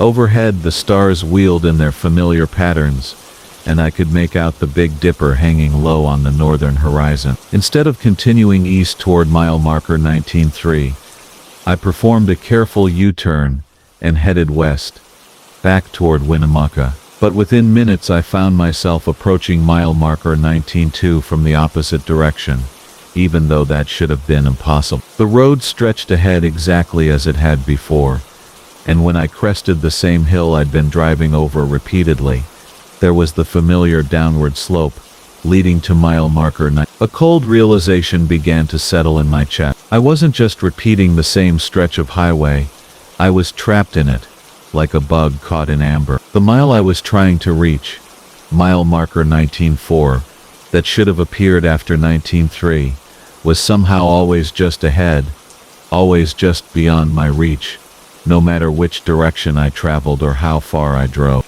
I tried driving faster, pushing the speedometer up to 75 miles per hour, thinking maybe I could somehow break through whatever was holding me in this loop. The engine roared with the increased demand, and the white lines flashed by in a hypnotic blur, but mile marker 19.4 never appeared. Instead, after what felt like the right amount of time and distance, I would find myself approaching the hill again, with mile marker 19.2 waiting for me on the other side. The CB radio began to crackle more frequently, and occasionally I could almost make out words in the static fragments that sounded like, "Help me," or "How long," or "Can't stop." I realized with growing horror that I might not be alone in this strange purgatory of endless highway. Other drivers might be trapped here too, their voices barely able to penetrate whatever force was keeping us locked in this repeating loop of asphalt and mile markers. I tried everything I could think of, driving in reverse, turning off the engine and waiting, even abandoning the truck and walking along the shoulder. Nothing worked. Every path led back to mile marker 19.2, and mile 19.4 remained forever just ahead. Always one more mile than I could travel. The worst part was the growing realization that this wasn't some temporary phenomenon that would resolve itself with daylight. This was something deeper, more permanent. I thought about my wife Sarah waiting for me in Denver, about the delivery I was supposed to make, about all the normal, predictable routines of my life that now seemed as distant as another planet. The sky remained the same, deep blue-black it had been at midnight, with the same stars in the same positions. My fuel gauge continued to read 3/4 full no matter how long I drove, and my body felt suspended in the same state of mild fatigue I'd been experiencing when this all began. I was caught in more than just a loop of highway. I was caught in a loop of time itself. I would drive the loop slowly, looking for any detail I might have missed, any clue that might help me understand what was happening. I left messages on my CB radio for anyone who might be listening, describing my situation in case it could help other drivers avoid the same fate. Sometimes I heard fragments of responses in the static, other voices describing similar experiences, but we could never quite connect clearly enough to help each other. Sarah's face was becoming fuzzy in my memory, and I had to concentrate to remember what cargo I was hauling, or where I was supposed to deliver it. This place wasn't just trapping my body, it was slowly erasing my connection to the world beyond mile markers. But then during what might have been my 1,000th repetition of the loop, something changed. As I approached mile marker 19.3, I saw headlights in my mirrors, another truck coming up behind me. The ancient voice on channel 19. From Marcus Rivera. The stretch of Interstate 40 between Flagstaff and Albuquerque has always been my favorite run, especially during those quiet midnight hours when the desert opens up like a vast, star-drunk cathedral around my Peterbilt. I've been driving this route for 15 years now, hauling everything from furniture to electronics across the Southwest, and I thought I knew every truck stop, every hill, every peculiar quirk of the highway. The CB radio mounted above my sleeper has been my constant companion through countless lonely nights, crackling with the familiar voices of other drivers, sharing road conditions, weather updates, and the occasional joke to keep us all awake. It was during a particularly still October night that I first heard the voice that would change everything I thought I knew about the road. The air was crisp and thin at this elevation, and my headlights cut through the darkness like twin swords, illuminating the endless ribbon of asphalt stretching toward the horizon. The engine of my truck hummed its steady, reassuring song, a mechanical lullaby that had soothed me through thousands of miles of solitary travel. I had the CB tuned to channel 19, as always listening to the occasional chatter from other night haulers when the reception allowed. The first time I noticed something unusual was around 2 in the morning, somewhere between Winona and the New Mexico border. Static had been crackling through the speaker for the better part of an hour, the kind of atmospheric interference that sometimes plagues these desert routes, when suddenly a voice broke through the white noise. It was speaking in what sounded like a foreign language, something guttural and ancient, that seemed to roll off the speaker's tongue like stones tumbling down a mountainside. The cadence was rhythmic, almost chant-like, and there was something in the tone that made the hair on the back of my neck stand up. "Breaker 19, this is Desert Eagle eastbound," I called, using my handle as I had thousands of times before. "You got someone speaking in tongues out there." The response was immediate and chilling. The foreign words stopped abruptly, replaced by a silence so complete it seemed to swallow the ambient noise of my truck's engine. Then, in perfect English, a voice responded. But it wasn't quite right. The accent was strange, as if English were being filtered through something very old and very foreign. "You travel the old roads, the paths that were carved long before your metal beasts learned to sing." The words were accompanied by what sounded like wind, though no breeze disturbed the desert night outside my window. I glanced at my CB display, but it showed only static where the channel indicator should have been, as if the signal were coming from somewhere that didn't quite exist within normal radio frequency. Over the following weeks, the voice became a regular presence during my late-night runs. It would appear without warning, always speaking first in that ancient flowing language before switching to English. The words it spoke were never threatening directly, but they carried an undercurrent of something that made my hands tighten on the steering wheel and my eyes dart more frequently to the mirrors. The voice would describe things about the highway that no normal driver should know, speaking of the paths beneath the paths and the oldest roads that remember when the land was different. Gradually, I began to understand fragments of the foreign tongue, not through any conscious effort, but as if the repeated exposure was somehow teaching my mind to interpret the alien syllables. The language seemed to be describing the landscape around me, but not as it appeared in the present. Instead, it painted pictures of vast migrations, of creatures that had walked these routes when they were nothing more than game trails, of civilizations that had risen and fallen, leaving only whispers in the wind to mark their passage. The strangest part was that other drivers began to report similar experience. During coffee breaks at truck stops, I would overhear conversations about mysterious voices on the CB, speaking in unknown languages, and saying things that made hardened long-haul drivers question what they thought they knew about the roads they traveled. But when anyone tried to describe the voice or repeat what it had said, their words would become confused, as if the memory itself resisted being shared. One particularly cold night in December, as I was hauling a load of winter clothing toward Phoenix, the voice came through clearer than ever before. The static that usually preceded its arrival was absent, replaced by what sounded like distant drums and the soft whisper of wind through canyon walls. When it began speaking in the ancient tongue, I found myself understanding more of the words, and what I comprehended filled me with a growing sense of unease. The voice was describing a convergence, a time when the old paths would remember their purpose, and the travelers of the upper road would join the eternal journey. As it spoke, my headlights began to reveal something that shouldn't have been there. The highway ahead, which I had driven countless times, was changing. The familiar landmarks were shifting, becoming older and more primitive, as if the modern road were peeling away to reveal something that had existed long before interstate. The painted lines on the asphalt began to fade, and the guardrails that should have bordered certain sections of the highway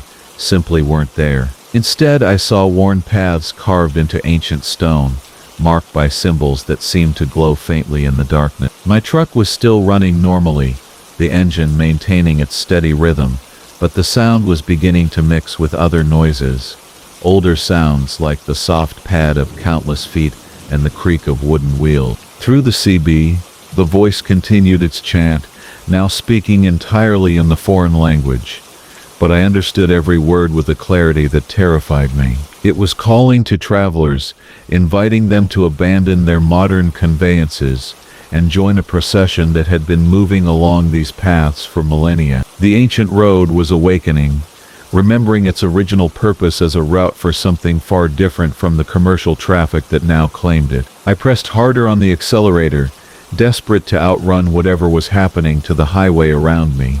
But the speedometer needle remained steady even as the engine roared louder. The landscape outside my windows was becoming increasingly alien, with rock formations that curved in impossible ways and valleys that seemed to stretch into depths my headlights couldn't penetrate. In the distance, I began to see lights that weren't the familiar markers of civilization, but something older and more organic, moving in patterns that suggested purpose and intelligence. "Desert Eagle," it said, the ancient words wrapping around my handle like smoke. "You have listened long enough. You have learned the true language of the road. The time has come to choose which path you will follow." As it spoke, I saw them in my mirrors, shapes moving alongside the highway that weren't quite human but remembered humanity like a distant dream. They were keeping pace with my truck effortlessly, their forms flickering between solid and translucent as they ran on feet that made no sound against the transforming asphalt. The voice on the CB had become a chorus now, multiple speakers chanting in harmonious counterpoint, their words creating a rhythm that matched the beating of my heart. The truck's dashboard lights began to flicker, and for brief moments the modern instrument panel seemed to overlay with something much older, symbols carved in stone and bone that pulsed with their own inner light. I realized with growing horror that the transformation wasn't limited to the road. My truck itself was being called back to join something that predated the invention of the wheel. "Mayday! Mayday! This is Desert Eagle on I-40 eastbound. I need assistance. Something's wrong with the highway." But the only responses came in the ancient tongue, voices from other trucks that I couldn't see, drivers who seemed to have already accepted whatever invitation was being offered. Their words were peaceful, even welcoming, describing the freedom of joining the endless journey and leaving behind the burden of modern existence. The sign read Winslow, 1 mile, but the letters seemed to be shifting, becoming symbols that belonged to no alphabet I had ever seen. I yanked the steering wheel hard to the right, taking the exit at a speed that should have sent my trailer into a dangerous skid, but the truck moved as smoothly as if it were floating. The exit ramp led not to the familiar streets of Winslow, but to what appeared to be a modern truck stop, brilliant with fluorescent lighting and reassuringly normal in every detail. I pulled into a parking space and sat trembling in my cab, the engine idling roughly as if it too were struggling to readjust to ordinary reality. The CB was silent now, broadcasting nothing but the usual static of an empty channel. The watcher behind the chain link. For Marcus, the interstate stretched before me like a black ribbon under the October moon, my Kenworth diesel engine humming its familiar lullaby as I made my way through the rolling hills of eastern Tennessee. 23 years I'd been hauling freight across these highways, and I thought I'd seen everything there was to see in the thin hours between midnight and dawn. The CB radio crackled occasionally with the voices of other night riders, truckers sharing road conditions and weather updates, their words a comfort in the vast loneliness that comes with the territory. I was running a load of electronics from Atlanta to Louisville, making good time despite the light drizzle that had started around Knoxville. The windshield wipers kept a steady rhythm, and the orange glow of truck stop signs appeared and disappeared in my peripheral vision like distant lighthouses. My logbook showed I had another hour before I'd need to pull over for my mandatory rest break, but my eyes were already feeling the familiar burn of too many miles and too little sleep. Just a few degrees at first,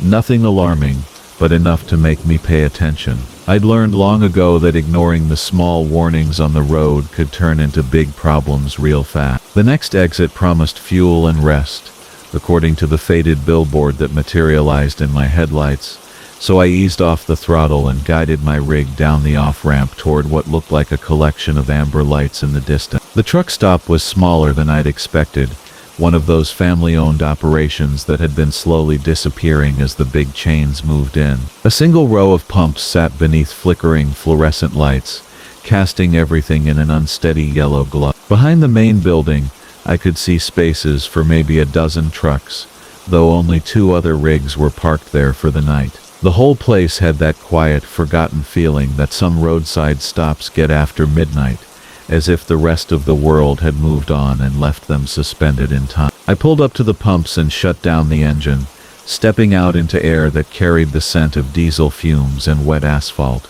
The silence was immediate and complete, broken only by the soft patter of rain on metal and the distant hum of the truck stop's ventilation system. I popped the hood and checked the coolant levels, finding them lower than they should be but not dangerously so. Probably just needed to top off the reservoir and keep an eye on it for the rest of the run. The store clerk was a thin young man with tired eyes who barely looked up from his magazine when I entered. I bought a gallon of coolant and a cup of coffee that had been sitting on the burner too long, making small talk about the weather and road conditions. He mentioned that they didn't get much through traffic anymore, not since the new bypass had opened 20 miles south, and I could hear the loneliness in his voice that comes from working the night shift in a place the world had decided to forget. Back outside, I added the coolant and decided to park in the back lot for my rest break.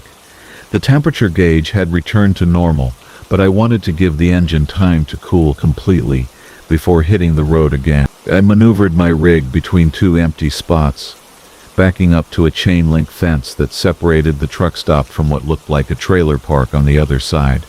It was then that I first noticed the dog, a medium-sized German Shepherd mix, sitting perfectly still about 20 feet beyond the fence, just at the edge of the light spill from the truck stop's security lamps. Its coat was dark, almost black in the dim light, and it sat with the kind of patient stillness that suggested it had been there for a while.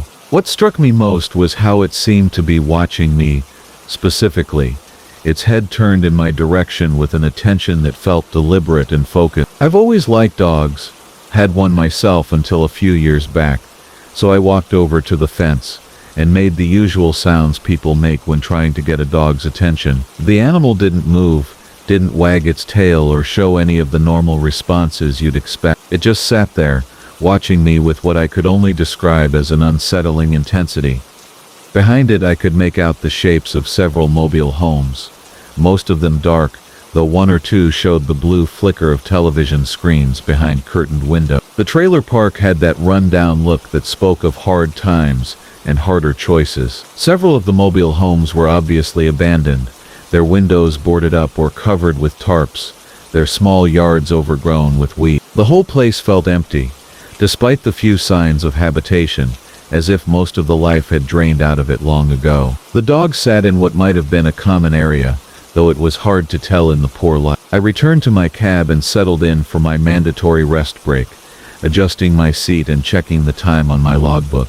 The rain had picked up slightly, drumming against the roof of the cab with a sound that usually helped me relax. But every time I looked out the passenger window, the dog was still there, maintaining its vigil with an unwavering attention that began to feel less curious and more unnerving as the minutes passed. Through the windshield I watched the clerk inside the truck stop, his figure moving occasionally behind the glass as he restocked shelves or cleaned equipment. The 2 other trucks in the lot were dark and silent, their drivers presumably catching what sleep they could before dawn. Everything was normal, routine, the kind of scene I'd witnessed thousands of times over the years. Yet something about the watching dog had introduced an element of wrongness that I couldn't shake. I tried to read a paperback novel I kept in the cab, but found myself constantly glancing toward the fence line. The dog hadn't moved so much as an inch, hadn't shifted position or looked away even momentarily. It sat with the kind of supernatural patience that seemed to defy normal animal behavior. Even the most well-trained dogs shift and fidget, scratch themselves, or at least blink with noticeable regularity. This one remained as motionless as a statue, its dark eyes fixed on my truck with an intensity that made the back of my neck prickle. Around 2 in the morning, I decided to take another look, hoping that maybe the animal had finally moved on or settled down for the night.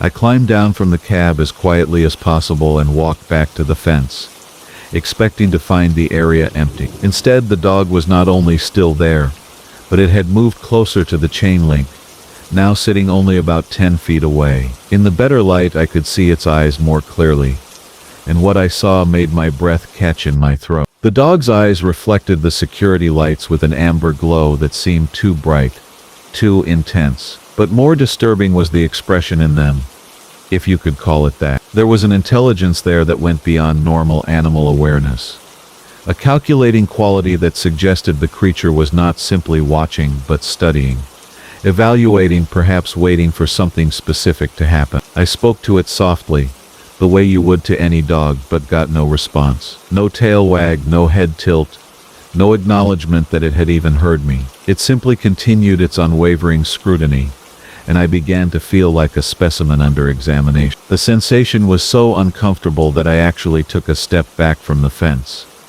though I couldn't have explained why such a simple thing as a watching dog should make me nervous. The natural sounds you expect at night, insects, the rustle of small animals in the underbrush, even the subtle creaking of the mobile homes as they settled, all of it was absent. The only sounds were the mechanical ones, the hum of electrical equipment, the distant rumble of traffic on the interstate, the drip of condensation from my truck's air conditioning unit. It was as if the presence of the watching dog had somehow muted all the organic sounds of the night. I walked the perimeter of the fence that was visible from the truck stop, and to my growing unease, the dog's head turned to track my movement with mechanical precision. It never rose from its sitting position, never shifted its weight, or adjusted its posture, but its gaze followed me with the smooth, continuous motion of a security camera. The comparison was so apt that it sent a chill down my spine, and I found myself hurrying back to the relative safety of my cab. I picked up my CB radio and switched to channel 19,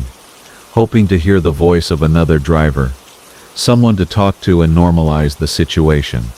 The radio crackled with static, but no voices came through. Either I was too far from the interstate to pick up any traffic, or the night had grown late enough that even the most dedicated road warriors had found places to rest. The Endless Mile, from Marcus Webb. The thing about driving an 18-wheeler for 23 years is that you develop a sixth sense about when something isn't right. Maybe it's the way the engine's hum shifts just a fraction of a note, or how the steering wheel vibrates differently through your palms. Or perhaps it's something more primal than that, something that reaches back to our ancestors who knew when predators stalked them in the darkness. Whatever it was, I felt it creeping up my spine as I guided my Peterbilt through the rain-slicked highways of eastern Oregon that October night. The weather had been building all evening, starting as a light mist near Pendleton and growing into a proper storm by the time I hit the long stretch toward Baker City. My windshield wipers beat their steady rhythm against the glass, and the familiar weight of my trailer full of construction equipment pulled behind me like a sleeping giant. I'd made this run dozens of times before, knew every curve and hill marker along this particular stretch of nowhere, but tonight something felt different. The road seemed to stretch longer than it should have, and my usual landmarks appeared later than expected, as if the very asphalt beneath my tires was somehow expanding, growing, becoming something more than mere pavement. The radio had been crackling with static for the past hour,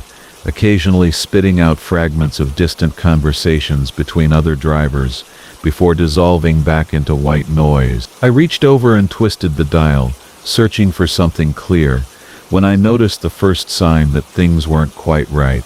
My speedometer showed a steady 65 miles per hour, exactly where I'd set my cruise control, but when I tried to tap the brake to disengage it, nothing happened. The brake pedal felt spongy beneath my boot, offering no resistance, no response. My speed remained constant, my tires continuing their relentless rotation against the wet road surface. At first I figured it was just a mechanical issue, The kind of thing that happens when you're pushing a machine hard through thousands of miles and all kinds of weather. I pumped the brake pedal a few more times, feeling that same unsettling give, like pressing into soft clay. The truck maintained its speed with an almost serene determination, as if it had decided for itself that 65 was exactly where we needed to be. I reached for my CB radio to call for assistance, but all I got was that same crackling static, now punctuated by what sounded almost like whispers,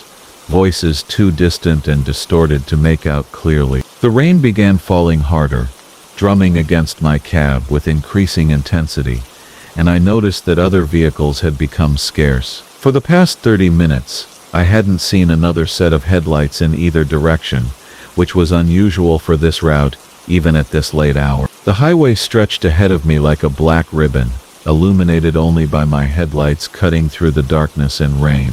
Mile markers flashed past, but they seemed wrong somehow, their numbers not quite matching what I expected to see. I should have been approaching milepost 28.5, but the last marker I'd seen clearly was 2078, and that felt like it had been far too long ago. I tried downshifting, hoping to use engine compression to slow the truck, but the transmission seemed to resist my efforts.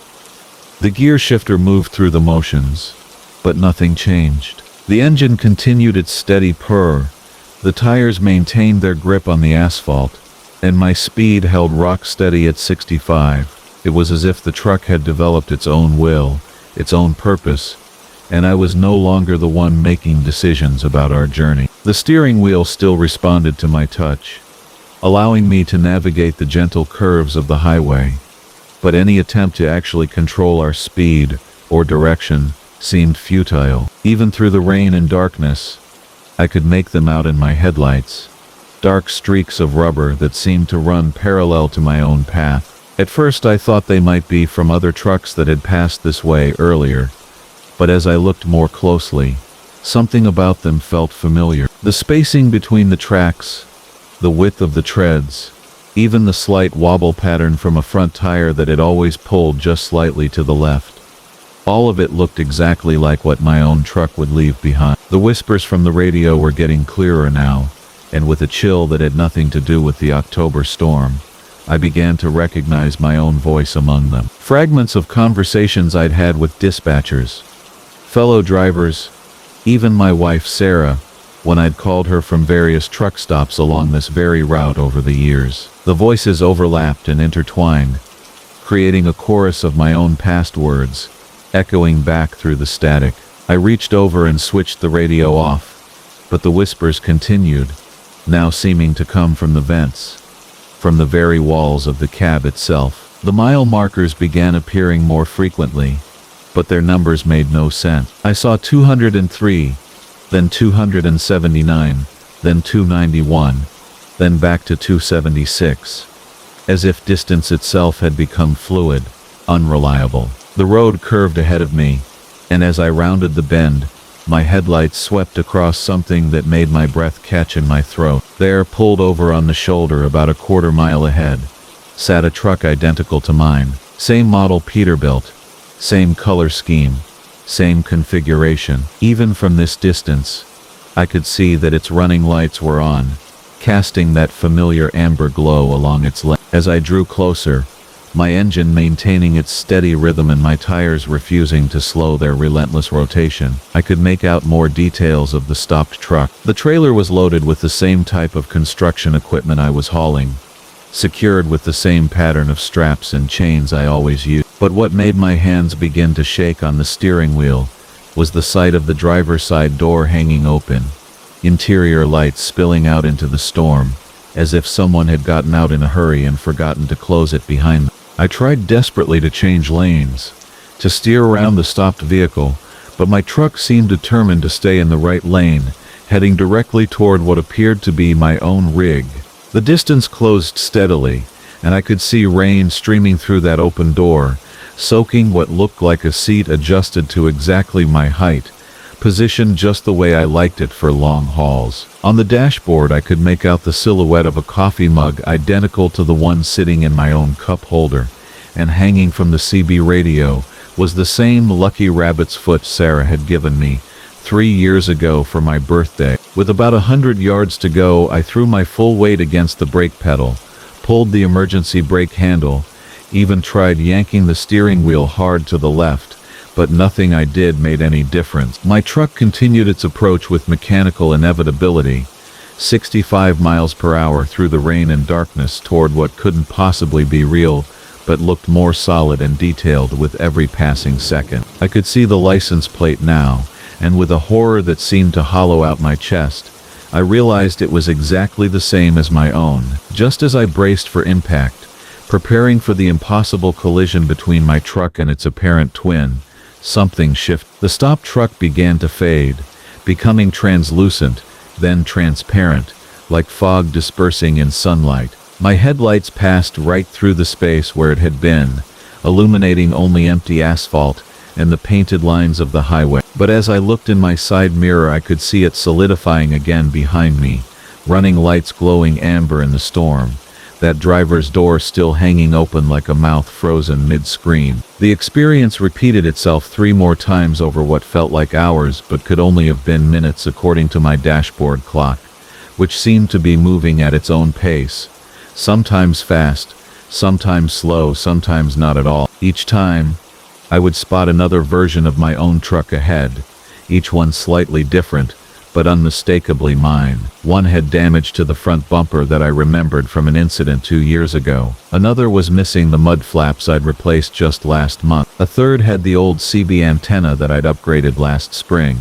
All of them empty, all of them waiting with doors open as if their drivers had simply vanished mid-journey. My fuel gauge showed that I should have been running on fumes by now, but the needle held steady at just over half a tank, the same level it had been when this nightmare began. The road ahead looked normal again, familiar landmarks appearing where they should be, mile markers counting up in proper sequence. But my truck still refused to slow down, still maintained that steady 65 miles per hour despite every attempt I made to regain control. As the first pale light of morning began filtering through the storm clouds, I saw a rest stop ahead, one I'd used countless times before for mandatory breaks and quick meals. My heart jumped with hope as the truck began to slow for the first time in hours, responding to the off-ramp as if it remembered this place, as if it wanted to stop here. The cargo that breathes cold. From Jake Morrison. The thing about driving a flatbed is that you always know what you're carrying. Unlike those box truck drivers who can pretend their cargo is just another mystery wrapped in aluminum and prayers. Everything on my trailer sits right there in the open air, strapped down tight and visible in my mirrors every time I check them. That transparency used to comfort me during my 15 years hauling construction equipment and industrial machinery across the interstate highways that snake through the American heartland. Used to comfort me, that is, until the night I picked up a load that defied every natural law I thought I understood. The dispatcher's voice had crackled through my CB radio around 11:30 on a Tuesday evening in late October, somewhere between Topeka and Kansas City, where the autumn wind carries the scent of dying corn and distant wood smoke. The air outside held that peculiar chill that comes just before the first hard freeze, and my breath had begun to fog slightly when I stepped out for my mandatory rest break at a truck stop that glowed like a lonely beacon against the endless prairie darkness. Margaret, our night dispatcher, told me about a Priority 1 pickup that needed immediate attention, the kind of high-paying emergency run that could cover my truck payments for 2 months if I was willing to drive through the night. The pickup location turned out to be a nondescript warehouse complex on the outskirts of a small agricultural town, whose name I never quite caught, one of those places that exists primarily to serve the grain elevators and processing plants that dot the Midwest, like steel monuments to abundance. The facility itself seemed oddly sterile for a rural operation, all gleaming white concrete and sodium vapor lights that cast everything in harsh orange shadows, while a uniformed security guard checked my credentials twice before waving me toward the loading dock, where 3 men in coveralls waited beside what appeared to be industrial refrigeration equipment. The cargo looked innocent enough at first glance. just 4 large rectangular units that resembled oversized chest freezers, each roughly 8 feet long and 4 feet wide, constructed from brushed stainless steel that reflected the loading dock lights with mirror brightness. The shipping manifest listed them simply as temperature control units, bound for a research facility in Denver, and the paperwork carried all the proper signatures and Federal Department of Transportation codes that indicated legitimate scientific equipment worth more than my truck and trailer combined. The loading crew worked with unusual efficiency and very little conversation, using a forklift to position each unit precisely on my flatbed, while I secured the chains and load binders that would keep everything stable during the 7-hour drive across the Kansas plains and up into the Colorado foothills. What struck me as slightly odd was how the crew wore heavy winter gloves despite the mild autumn temperature, and how they seemed eager to complete the loading process as quickly as possible, never lingering near the cargo longer than absolutely necessary. The lead supervisor, a thin man with prematurely gray hair and nervous eyes, handed me a sealed envelope containing special delivery instructions and emphasized that the cargo required immediate transport without any extended stops, explaining that the equipment contained sensitive calibration mechanisms that could be damaged by prolonged exposure to vibration or temperature fluctuations. He also mentioned, almost as an afterthought, that the units were designed to maintain their own internal climate control during transport, which seemed like a reasonable feature for expensive scientific instruments. The first 100 miles passed without incident as I guided my Peterbilt 37-9 and its unusual cargo westward along Interstate 70, through small Kansas towns that had long since rolled up their sidewalks for the night, past darkened farmhouses and grain silos that stood silhouetted against a star-filled sky. The October night was pleasantly cool,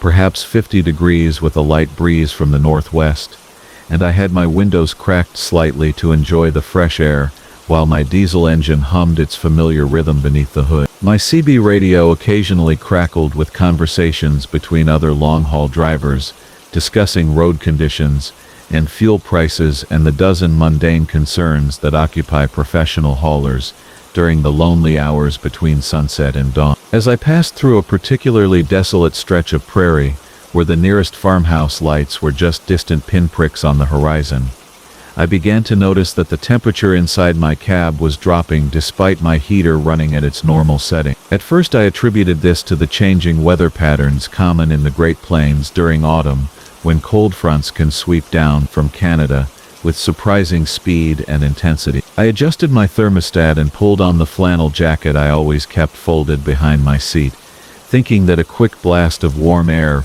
would restore my comfort level and allow me to complete the run without further distraction. However, the temperature continued to decline steadily over the next hour, until I could see my breath forming small clouds in the cab, despite my heater running at maximum capacity. The digital thermometer on my dashboard, which normally registered the ambient air temperature outside the truck, began displaying readings that seemed impossible for an October evening in Kansas, dropping from 50 degrees to 40, then 30, then 20, as though I was driving through an invisible corridor of Arctic air that existed independent of the surrounding climate. I pulled over at a rest area near Russell, Kansas, to investigate what I assumed must be a malfunction in my heating system.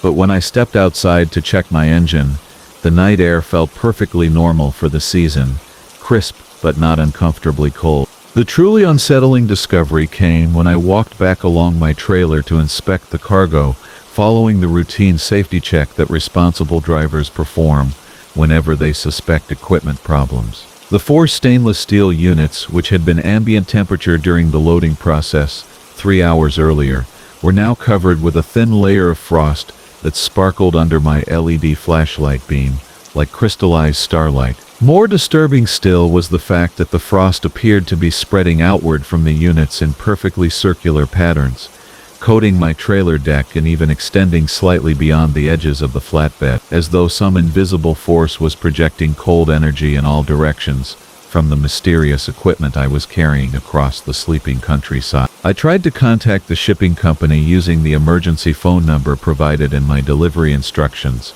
but the line went directly to an automated message system that provided no useful information and seemed designed to discourage further inquiry. My CB radio picked up only static when I attempted to reach other drivers in the area, and my cell phone showed no signal bars, despite being in a region where coverage was usually reliable. The isolation felt absolute and intentional, as though the cargo I was hauling had somehow created a bubble of disconnection that prevented any communication with the outside world, leaving me alone with equipment that was behaving in ways that contradicted every scientific principle I understood. When I climbed back into my cab and attempted to resume the journey, the temperature had dropped so significantly that ice crystals were forming on my windshield from the inside, creating fractal patterns that refracted my headlight beams into prismatic rainbows that danced across the glass surface. The steering wheel felt like frozen metal against my gloves, and my breath came in heavy clouds that obscured my vision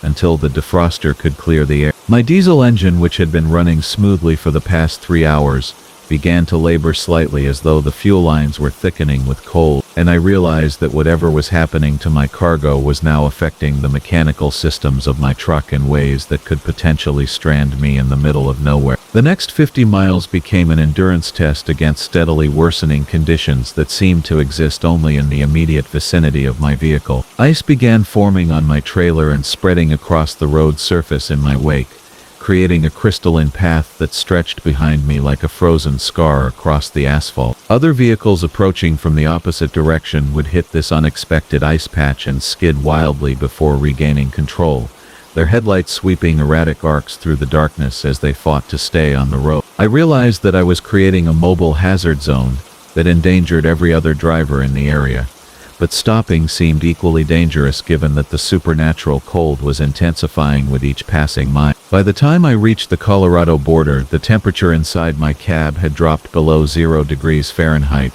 and frost was forming on every surface despite my heater running continuously. My CB radio had begun producing strange sounds, not quite voices but something that resembled whispered conversations in languages I couldn't identify, emanating from speakers that should have been receiving only standard radio frequency. The cargo on my trailer had become completely encased in ice that glowed with its own faint luminescence, casting an eerie blue-white light that made the surrounding landscape appear alien and hostile, as though I was transporting fragments of some distant frozen world into the heart of America. The climax of this supernatural journey occurred as I began climbing into the foothills west of Burlington, Colorado, where the highway curves through a series of gentle hills covered with prairie grass and scattered pine trees. Without warning, the temperature plummeted so dramatically that my windshield cracked from thermal shock, spiderweb fractures spreading across the glass like frozen lightning, while my engine coughed and wheezed as its fluids began to crystallize. The steering became sluggish as ice formed in my hydraulic systems,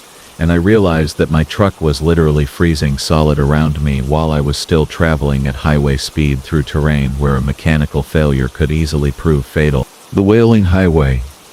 From Marcus, the wind started carrying voices 3 hours past Amarillo, when the sky turned the color of old bruises and my CB radio began picking up nothing but static that sounded almost like whispers. I've been running this route between Dallas and Denver for the better part of 15 years, hauling everything from electronics to farm equipment in my trusty Peterbilt 379, and I thought I knew every mile of Interstate 40 like the back of my weathered hand. But that October night, as the first cold front of the season swept down from the north, the familiar highway seemed to stretch into something altogether different, something that made the hairs on my arms stand up despite the steady warmth flowing from the cab's heater. The wind had been building all afternoon, starting as gentle gusts that barely rocked my 18-wheeler, but growing stronger with each passing hour until it was a steady howling presence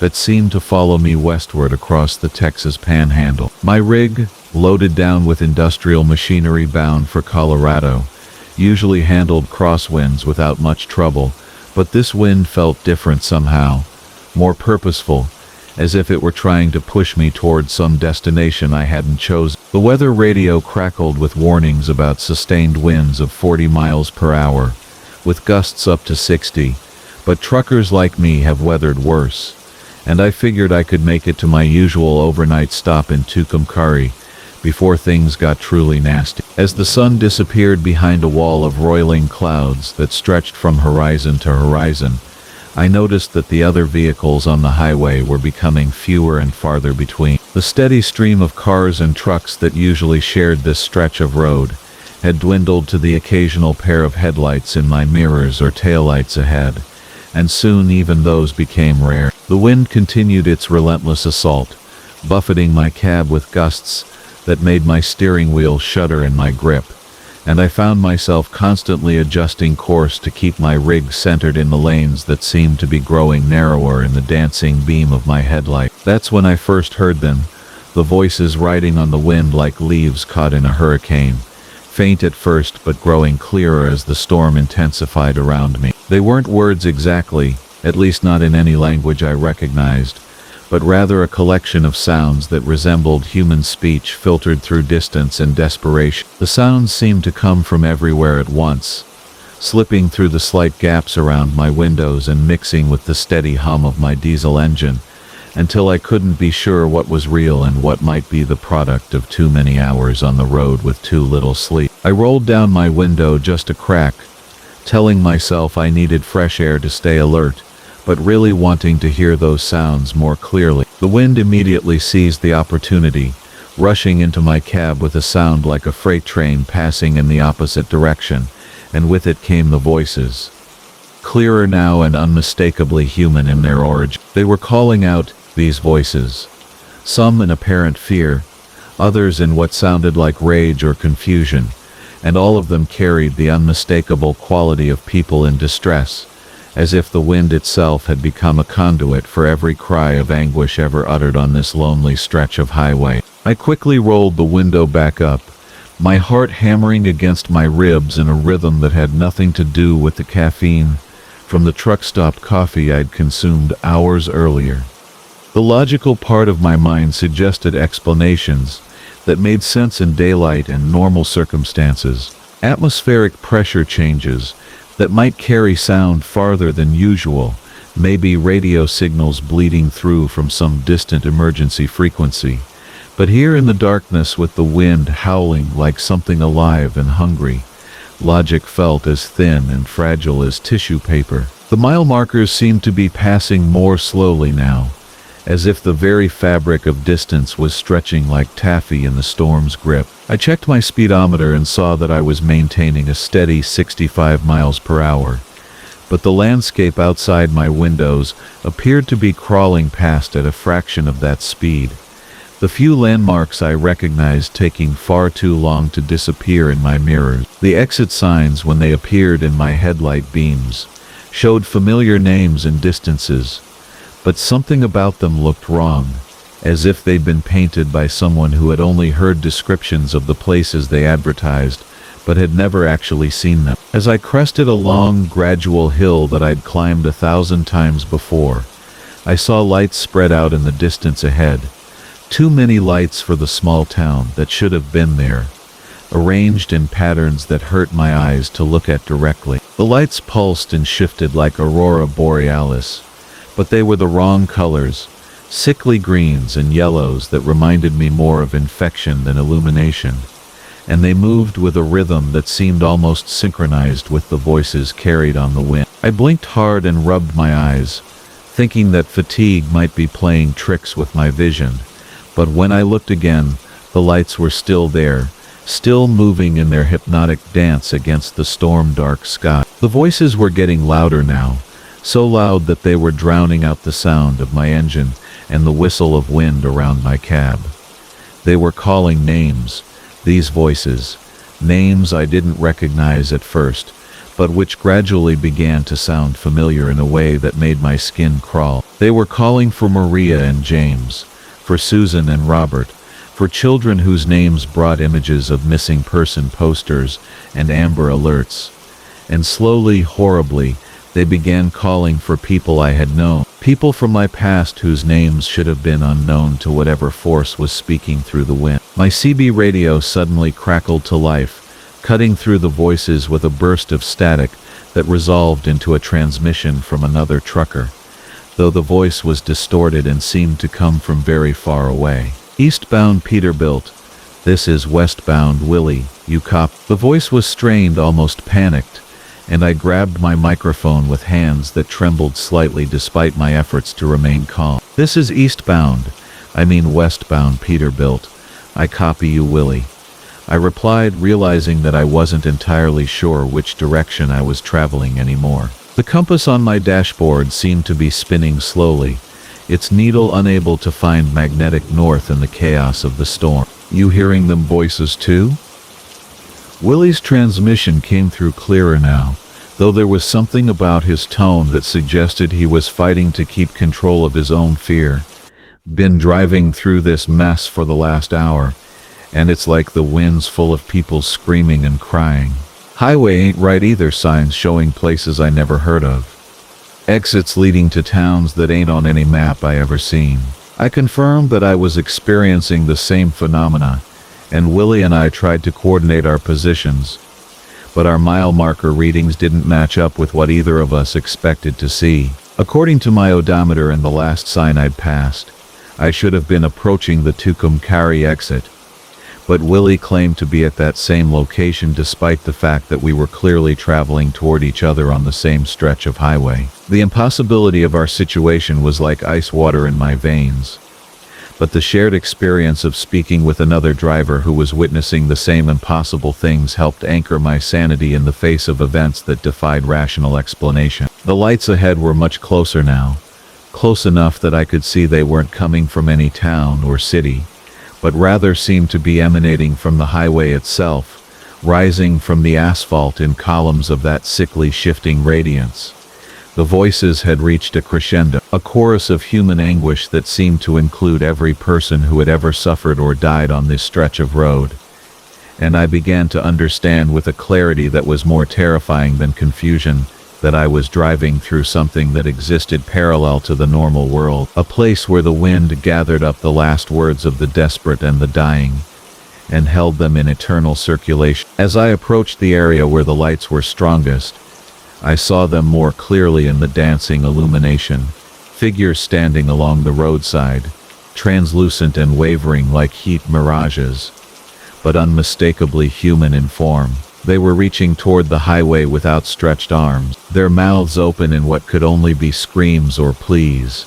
And as my headlight swept across them, I realized that some of them were wearing the clothes and hairstyles of decades past, as if this place had been collecting the lost and forgotten for much longer than seemed possible. My engine began to sputter and lose power as I entered the area of strongest phenomenon, and I felt my rig being pulled inexorably toward the shoulder where the figures waited with their reaching arms and open mouths. The wind was no longer buffeting my truck from the outside but seemed to be flowing through it, carrying with it the voices of all those people, and I could feel their desperation and fear seeping into my bones like cold fog. Willie's voice came through the CB one more time, fainter now and nearly lost in the supernatural chorus. "The mirror route." From Jake Hendricks. The first thing you learn as a long-haul trucker is that the road plays tricks on your mind, especially during those deep night hours, when civilization feels like a distant memory, and your headlights carve the only path through an endless void. I've been running the interstate for 15 years now, hauling everything from auto parts to frozen foods across the heartland, and I thought I'd seen every kind of strange the highway had to offer. The phantom hitchhikers, the ghost lights that follow you for miles, the radio stations that seem to broadcast from decades past. But nothing, and I mean nothing, prepared me for what happened on that fog-soaked November night outside of Bakersfield. I was driving my '98 Peterbilt, a reliable old girl with over 1,000,000 miles on her odometer, pulling a refrigerated trailer loaded with produce bound for Phoenix. The weather had turned nasty about 50 miles back. With a thick fog rolling in from the Pacific, that reduced visibility to maybe 30 feet on a good stretch. The kind of fog that makes you feel like you're driving through cotton, where the world beyond your windshield simply ceases to exist. My wipers worked overtime, squeaking against the glass as moisture collected faster than they could clear it away. The engine hummed its familiar lullaby, a deep thrumming that had become as comforting as a heartbeat over the years. That's when I first saw him in my side mirror, just a shape at first, standing at what looked like a truck stop that I must have passed without noticing in the soup-thick fog. He had his thumb out, the universal sign of someone needing a ride, and something about his posture seemed familiar in a way that made me tap the brakes before I really thought about it. Most drivers I know won't pick up hitchhikers anymore, not after all the stories you hear, but this guy looked harmless enough from what I could make out. Medium build, wearing what appeared to be a trucker's cap and a flannel shirt. Just another road-weary traveler caught in bad weather. I pulled over to the shoulder, air brakes hissing as the big rig settled, and rolled down my passenger window. The fog seemed to part just enough for me to get a better look at him as he approached, and that's when the first chill of recognition ran down my spine like ice water. The way he walked, that slight favor of his left leg that came from an old football injury, the set of his shoulders that spoke of too many years hunched over a steering wheel. Even in the dim light of my cab, there was something unsettlingly familiar about this stranger. "Appreciate the lift," he said as he climbed up into the passenger seat, and his voice hit me like a physical blow. It was my voice. Exactly my voice. Down to the slight rasp that came from years of cigarettes I'd quit 5 years ago. Fog's thicker than molasses out there. Couldn't see my own hand in front of my face. I found myself staring, trying to make sense of what I was seeing in the intermittent glow of passing road reflectors, and the soft light from my dashboard. The man sitting next to me had my face, not similar to it, but exactly my face. The same slightly crooked nose from a bar fight in Tucson, the same scar through my left eyebrow from a childhood accident with a bicycle, even the same prematurely gray patches in my beard that made me look older than my 42 years. He was wearing clothes I recognized too, a faded red flannel shirt that I was certain was hanging in my closet back home, and a John Deere cap that looked identical to one I'd lost at a truck stop in Oklahoma 3 months ago. "You okay there, partner?" he asked, settling into the seat with a familiarity that suggested he'd ridden in this exact cab before. "You look like you've seen a ghost." When he smiled, I saw my own slightly crooked front tooth, the result of the same childhood bicycle accident that had given me the scar. I managed to find my voice, though it came out smaller than I intended. "Where you headed?" The question felt surreal, like I was asking myself where I was going, which in a way, I suppose I was. "Got a delivery to make. Refrigerated trailer full of produce. You know how it is, can't let the cold chain break or the whole load's worthless." He knew about my cargo, knew details he couldn't possibly know unless he'd been watching me, studying me, learning things that only I should know about my own run. The fog seemed to press in around us more tightly now, as if the world was shrinking to just the interior of my cab, and this impossible passenger who wore my face. The familiar comfort of the engine's rumble had become ominous, like the growl of some mechanical beast that had trapped us both in its belly. "This is good equipment," the passenger said, running his hand along the dashboard with an appreciation that felt too intimate, too knowing. "She's got a lot of miles on her, but she's been well maintained. That overhaul you did on the transmission in Denver really made a difference." He couldn't know about the transmission work. I'd had it done at a small shop that I'd never used before, paid cash, and never mentioned it to anyone. The receipt was still tucked into my logbook, a private transaction that existed only in my memory and my records. He turned to look at me then, and in the green glow of the dashboard lights, his face was perfectly, impossibly identical to mine in every detail. "Same way you do," he said simply. "Same way I know about the letter from Sarah that you keep in your wallet but haven't answered. Same way I know about the doctor's appointment next Thursday that you're pretending not to worry about. We know the same things because we are the same thing." The fog outside seemed to pulse with a life of its own, swirling in patterns that made no sense, sometimes thinning enough to reveal glimpses of landscape that looked wrong somehow, as if we were driving through a place that existed parallel to the real world, but followed different rules. I caught sight of what looked like my own truck in the distance, headlights cutting through the murk, running parallel to us on a road that shouldn't exist. "That's us," my passenger said, following my gaze. "Or another us." The road branches more than most people realize. Every choice splits it. Every decision creates another path, another possibility. Usually the paths don't cross, don't intersect. But sometimes on nights like this, when the fog is thick enough and the world is thin enough, you can slip between them. I wanted to pull over, to stop and demand explanations that would make sense of this impossibility. But something deeper than fear kept me driving. It was the knowledge, growing stronger with each mile, that stopping might trap me forever in whatever strange between space we'd entered. The radio crackled with static, occasionally resolving into snippets of conversation that sounded like CB chatter. Other truckers reporting weather conditions and road hazards. But the voices were all wrong, all familiar in ways that made my skin crawl. In my world, the passenger continued, his voice taking on a dreamy quality. Things went a little different. I answered Sarah's letter, went to that doctor's appointment 6 months earlier, when I first noticed the symptoms, made different choices at different times. But the road still calls, still pulls at something deep in the bones. Some things don't change no matter which path you take. He reached into his pocket and pulled out a photograph, holding it so I could see it in the dashboard light. It was a picture of Sarah and me from 5 years ago, taken at the county fair just before everything started falling apart between us. But in this photograph we were both older, both smiling in a way we never had in our actual relationship. She was wearing a wedding ring that caught the light from the carnival rides behind us. Different choices, different outcomes, but the same roads eventually. The same fog, the same moment when the paths cross and you meet yourself coming the other way. Phoenix, 0 miles, it read, though we should have been at least 4 hours out still. As we passed beneath it, I felt a sensation like passing through a membrane, a subtle shift in pressure that made my ears. The fog began to thin, revealing a truck stop ahead, its neon lights flickering welcome in the clearing darkness. The Devil's Limit, from Marcus.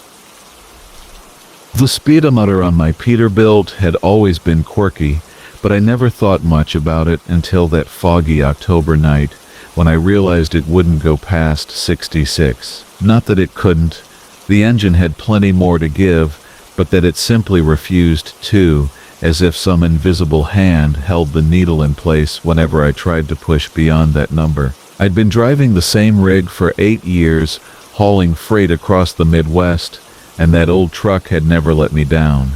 She was a 1987 Peterbilt 309, painted deep burgundy with chrome that I kept polished to mirror shine. The previous owner, an old-timer named Earl Hutchins, had sold her to me for a price that seemed too good to be true.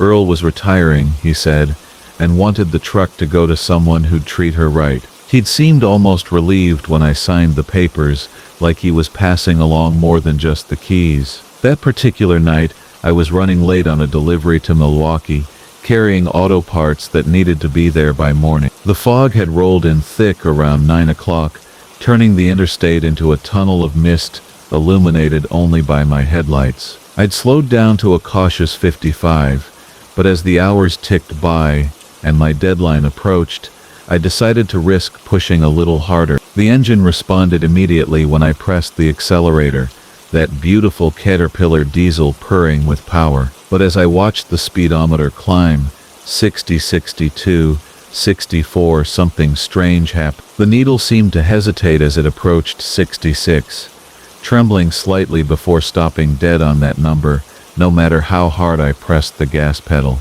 At first I thought it might be a mechanical issue. Speedometer cables could stick, governors could malfunction. But the engine wasn't limiting itself.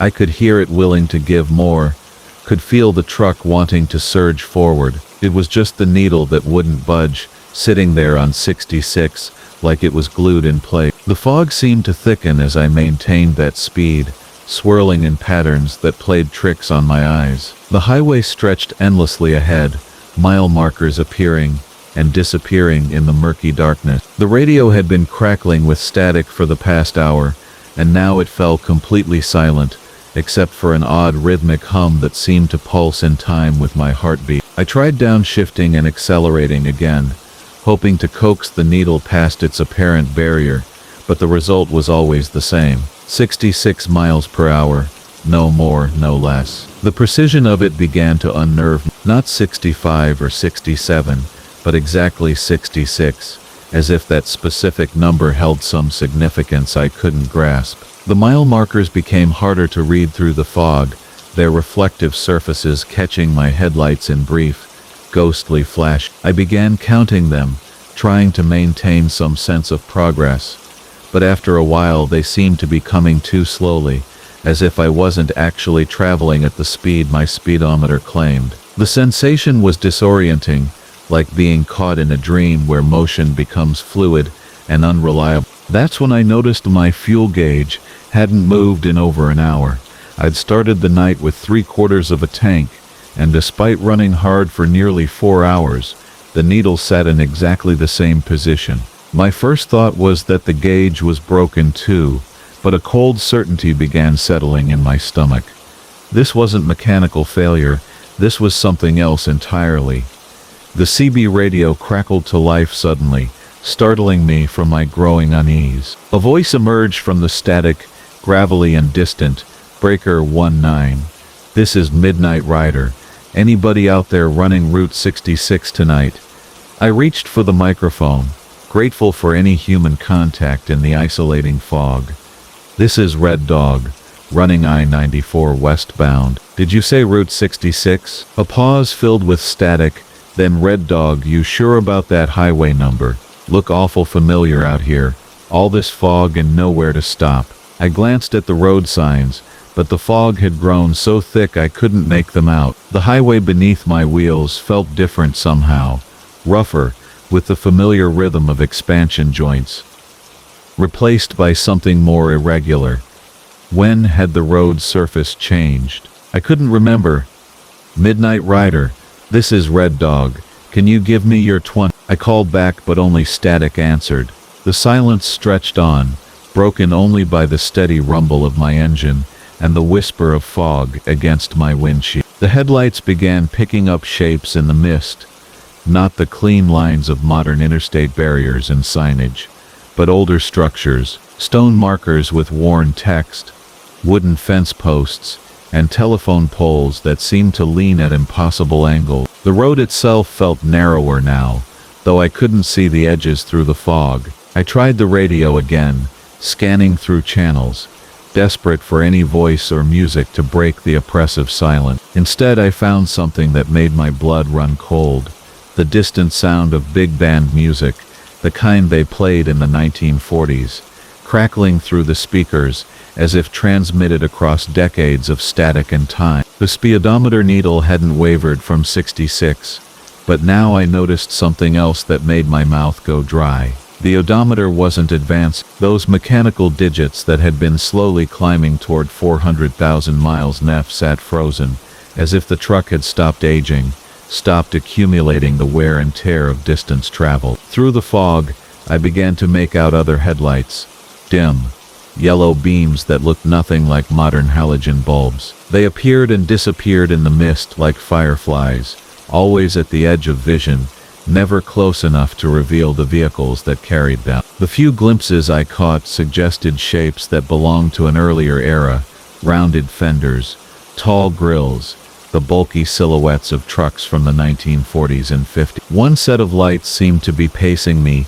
staying just visible in my passenger side mirror. Every time I looked directly, it would fade back into the fog, but in my peripheral vision, I could swear I saw the outline of an old Mack truck, its chrome dulled with age, and something that might have been rust or might have been something worse. The CB crackled again, and this time multiple voices emerged from the static, their words overlapping and distorted.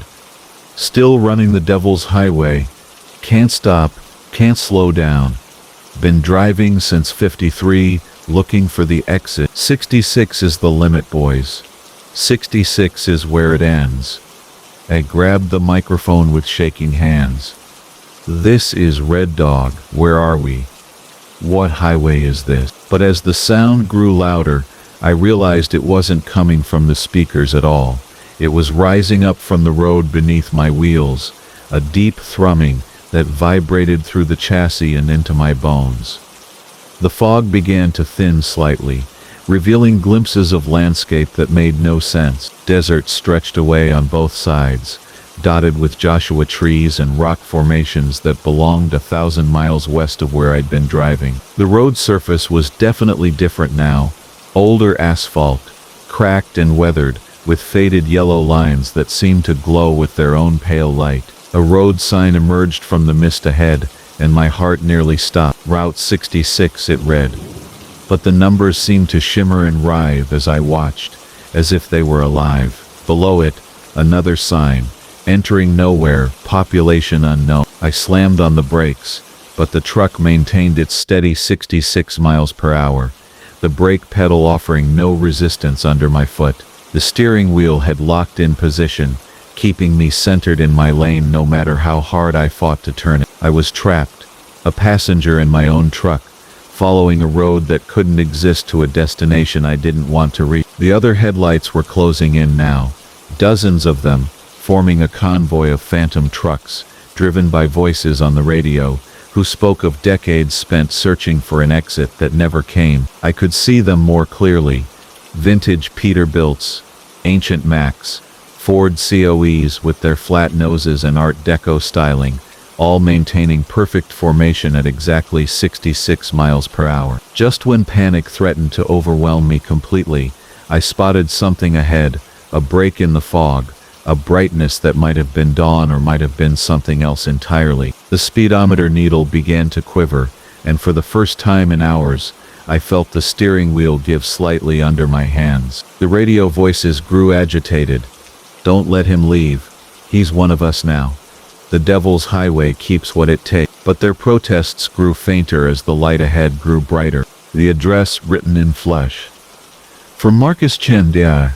The GPS died, somewhere outside Millbrook, leaving me with nothing but the dispatch note tucked into my visor and the steady hum of my Kenworth's engine cutting through the October night. 23 years I'd been hauling freight across these Midwest highways, and I'd learned to trust that mechanical heartbeat more than any satellite signal. The rain had started an hour back, a gentle percussion against the windshield that made the amber glow of my dashboard feel like the only warmth left in the world. I pulled the crumpled paper down to check the delivery address again, squinting in the dim light of my cab. The handwriting was strange, almost carved into the paper rather than written, with deep grooves that caught the shadows. 2200 Sycamore Lane, Millbrook. The customer had paid triple rate for overnight delivery, cash up front, which should have been my first warning. In this business, when someone's that eager to pay premium for a rush job to the middle of nowhere, there's usually something they're not telling you. The package itself sat secured in the trailer behind me, a single wooden crate about the size of a coffin, though I tried not to think of it that way. It had arrived at the depot that morning with no return address, just a shipping label, and instructions to deliver it to Marcus Chen specifically. The dispatcher, old Pete, with his coffee-stained shirts and perpetual 5 o'clock shadow, had shrugged when I asked about it. Customer requested you by name, he'd said, not looking up from his crossword puzzle. Said something about you being the only one who could make this delivery properly. It struck me as odd considering I'd never hauled anything to Millbrook before. Hell, I wasn't even sure I'd heard of the place until today, but the money was good, and my daughter's college tuition wasn't going to pay itself, so I'd signed the paperwork and pulled out of the yard, just as the sun was starting to set behind the grain elevator. Now, 3 hours later, I was beginning to wonder if Millbrook actually existed.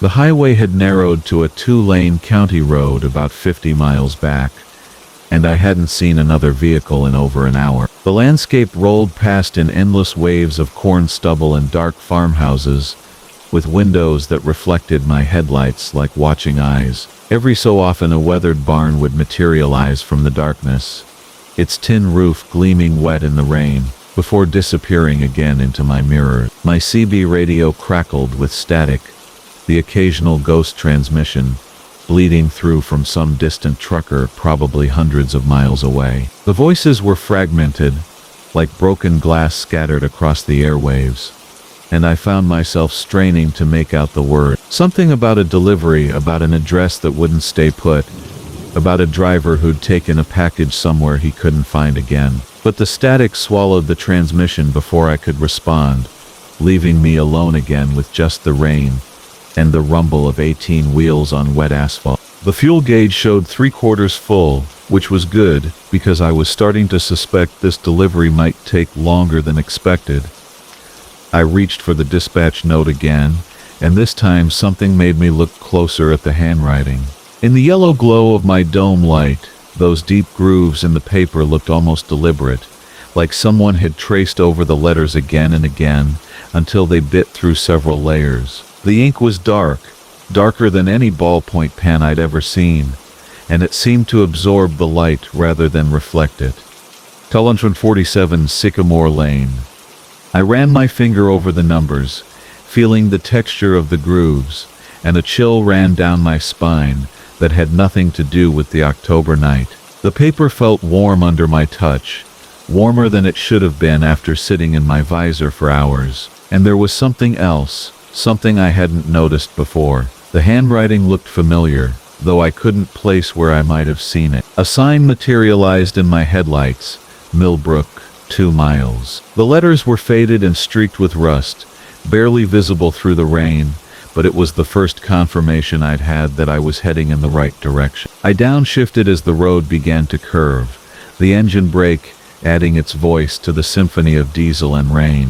My wipers swept back and forth in their endless rhythm, clearing the windshield just long enough for me to catch glimpses of what lay ahead before the rain obscured it again. Millbrook turned out to be smaller than I'd expected, just a handful of buildings clustered around a single main street that looked like it hadn't been updated since the 1950s. A diner with a burned-out neon sign sat dark and empty, its windows reflecting my headlights like hollow sockets. Across the street, a gas station stood closed, its pumps covered with plastic bags that fluttered in the wind like prayer flags. The only light came from a single street lamp that flickered intermittently, casting erratic shadows that danced and writhed with each electrical sputter. I pulled my rig to a stop in the middle of the empty street, letting the engine idle while I tried to get my bearings. Sycamore Lane wasn't marked on any of the street signs I could see, and the buildings all looked abandoned. I picked up my CB handset and tried calling for directions,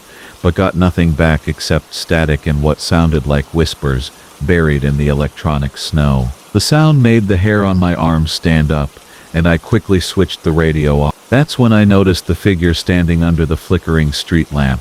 It was a woman, dressed in what looked like a hospital gown that hung loose around her thin frame. She stood perfectly still, her face turned toward my truck, and even through the rain-streaked windshield I could see that she was watching me, waiting for me. I climbed down from the cab, pulling my jacket tight against the October chill, and walked toward her.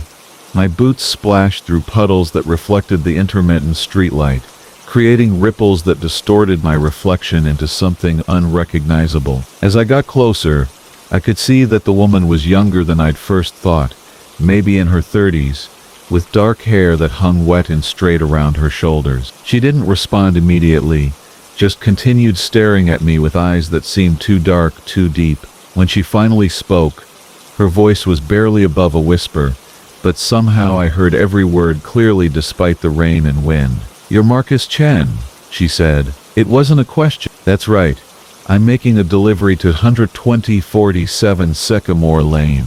Could you point me in the right direction?" She raised her arm slowly, pointing down a narrow side street I hadn't noticed before. The movement caused her hospital gown to shift, and that's when I saw the numbers and letters carved deep into the skin of her forearm in the same dark ink as the dispatch note. 1247 Sycamore Lane, etched permanently into her flesh like a tattoo made with a knife instead of a needle. My breath caught in my throat, and I took an involuntary step backward. What is that? She looked down at her arm as if seeing it for the first time, then back at me with those impossibly dark eyes. The address, she said simply.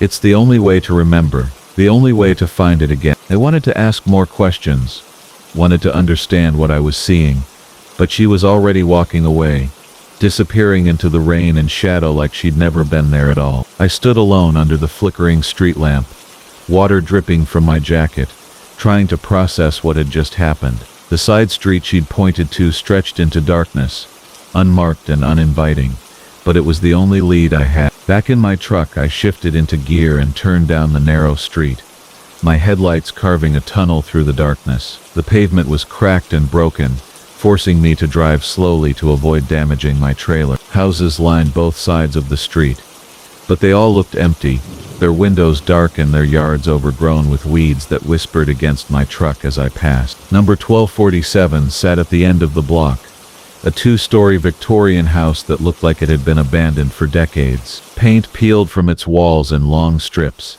and several windows were boarded over with plywood that had warped and split with age. But there were lights on inside, warm yellow rectangles that glowed against the darkness and suggested someone was home. The Horn That Calls the Lost, from Marcus Chend.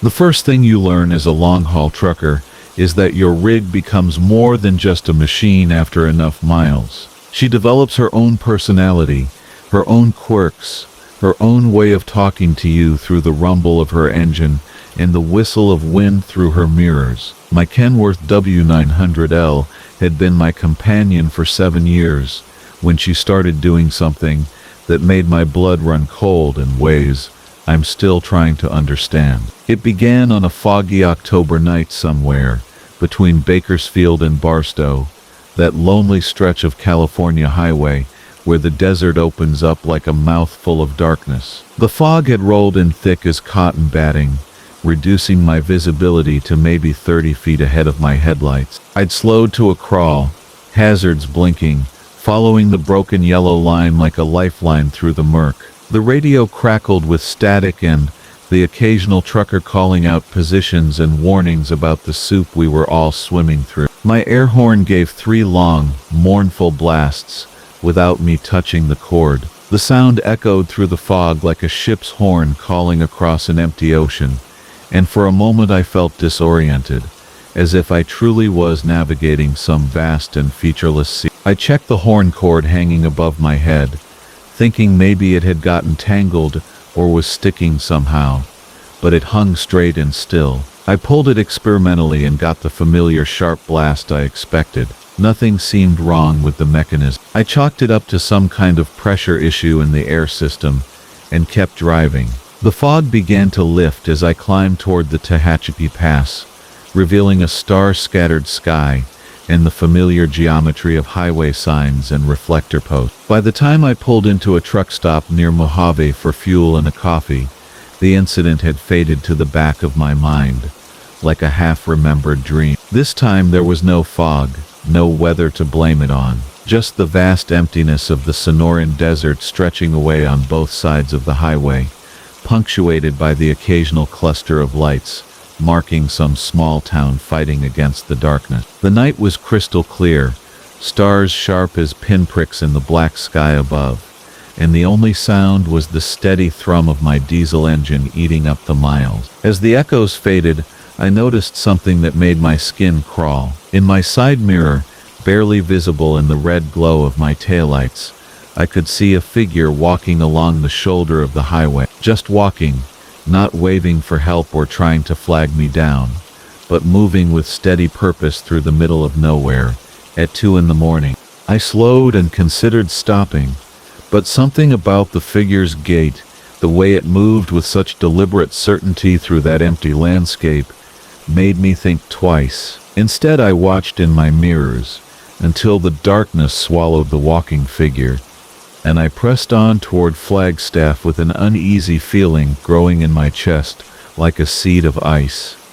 The third time changed everything. I was running a load of furniture from Memphis to Little Rock, taking Highway 40 through the Arkansas Delta on a night when the air hung thick and humid as a wet blanket. Summer lightning flickered on the horizon without thunder, illuminating towering thunderheads that looked like vast cathedrals built from cloud and electricity. The smell of rain and rich earth drifted through my vents, and somewhere in the distance I could hear the lonely whistle of a freight train making its way across the flatlands. I had been thinking about the previous incidents for weeks, trying to find some mechanical explanation, some rational cause for what was happening. I'd had the air system checked at truck stops in 3 different states, but every mechanic told me the same thing. Everything looked perfect. The horn worked exactly as it should when I tested it manually.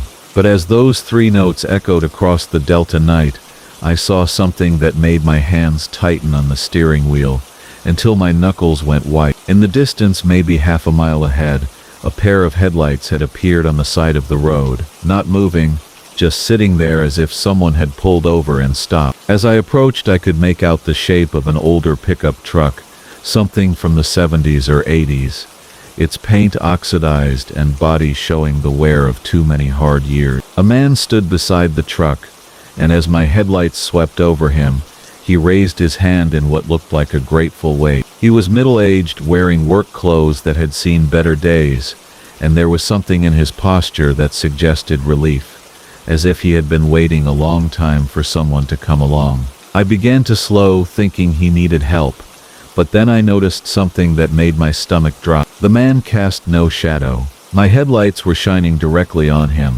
bright as daylight, but the pavement beneath his feet showed no dark silhouette. Even more disturbing, his pickup truck seemed somehow insubstantial, as if it were a photograph projected onto the night, rather than solid metal and glass. I could see the highway through its chassis, and its headlights, which had drawn my attention from so far away, now seemed dim and colorless as old bone. In my mirror, I watched the man turn to follow my passage, that same grateful wave, becoming something else, something that looked more like a plea or a warning. The pickup and its driver faded from view behind me, but I could feel their presence like a weight on my shoulders for miles afterward. The pattern became clear over the following months. Always 3 long blasts from my horn, always in desolate places where the highway stretched lonely and empty under the night sky. And always, somewhere ahead, I would find them waiting, the lost ones, the stranded, the forgotten, people who had run out of gas or broken down or simply pulled over to rest and never made it home.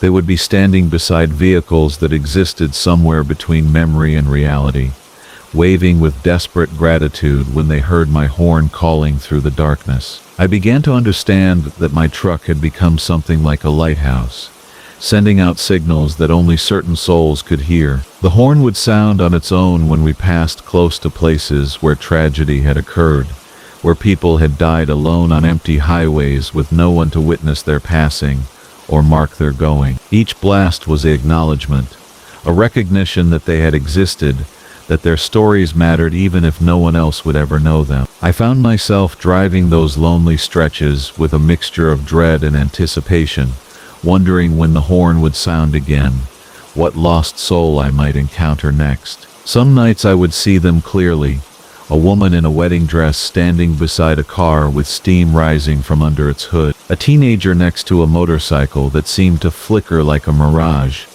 an elderly man sitting on the tailgate of a truck that looked like it had been rusting in place for decades. Other times I would only catch glimpses, shadows at the edge of my headlight beams, figures that vanished the moment I tried to focus on them. But the horn always knew they were there, always announced their presence, with those 3 mournful notes that seemed to carry all the loneliness of the American highway system. Snow was falling steadily, big fat flakes that turned the world into a globe that someone had shaken, and my windshield wipers beat a steady rhythm against the accumulation. The road was good, just wet, but the visibility was poor, and I was taking my time through the mountain curves. When the horn sounded, I immediately began scanning ahead for whatever presence had triggered it. What I saw made me hit the brakes harder than I should have on the slick pavement. There, perhaps 200 yards ahead, was what looked like a major accident. Multiple vehicles, emergency lights flashing, people moving around in the snow. It looked fresh, recent, and very real. The emergency lights became dim and colorless. The vehicles started to look like they belonged to different eras, and the people moving between them began to seem less solid, more like impressions left in the falling snow. I rolled past the phantom accident scene with my heart hammering in my chest, watching in my mirrors as it faded back into the Montana night. But this time was different. This time, one of the figures had turned to watch me go, and I recognized the uniform of a state trooper from decades past. He raised his hand in what might have been the fork that doesn't exist. From Marcus Holloway, the thing about driving the same route for 15 years is that you know every curve, every pothole, every mile marker by heart.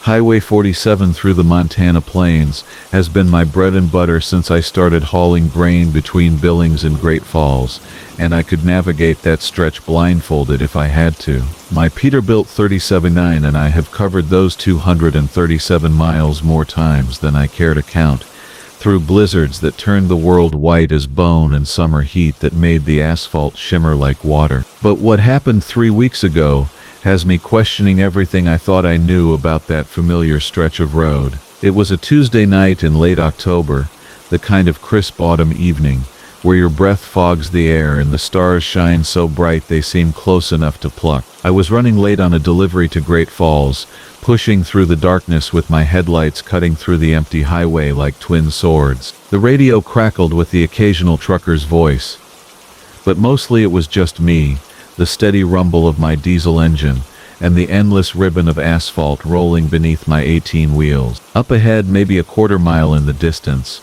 I could see what looked like a fork in the road. Not an exit or an interchange, mind you, but an actual fork where the highway seemed to split into two separate paths, both heading in roughly the same direction. The strange thing was, I'd never seen a fork at that particular spot before. In fact, I was certain there wasn't supposed to be one there at all. The glow from my dashboard cast everything in a pale green light as I leaned forward in my seat, squinting through the windshield. The fork was definitely there, visible in the wash of my headlights, with a small reflective sign positioned right at the split. As I got closer, I could make out the faded yellow lettering that read Great Falls, with arrows pointing down both paths. That struck me as odd, since there was only one way to get to Great Falls from where I was, and it sure wasn't down two different roads. I downshifted and eased off the accelerator, letting the engine brake slow my rig as I approached the mysterious junction. The autumn wind whistled through the gaps in my cab,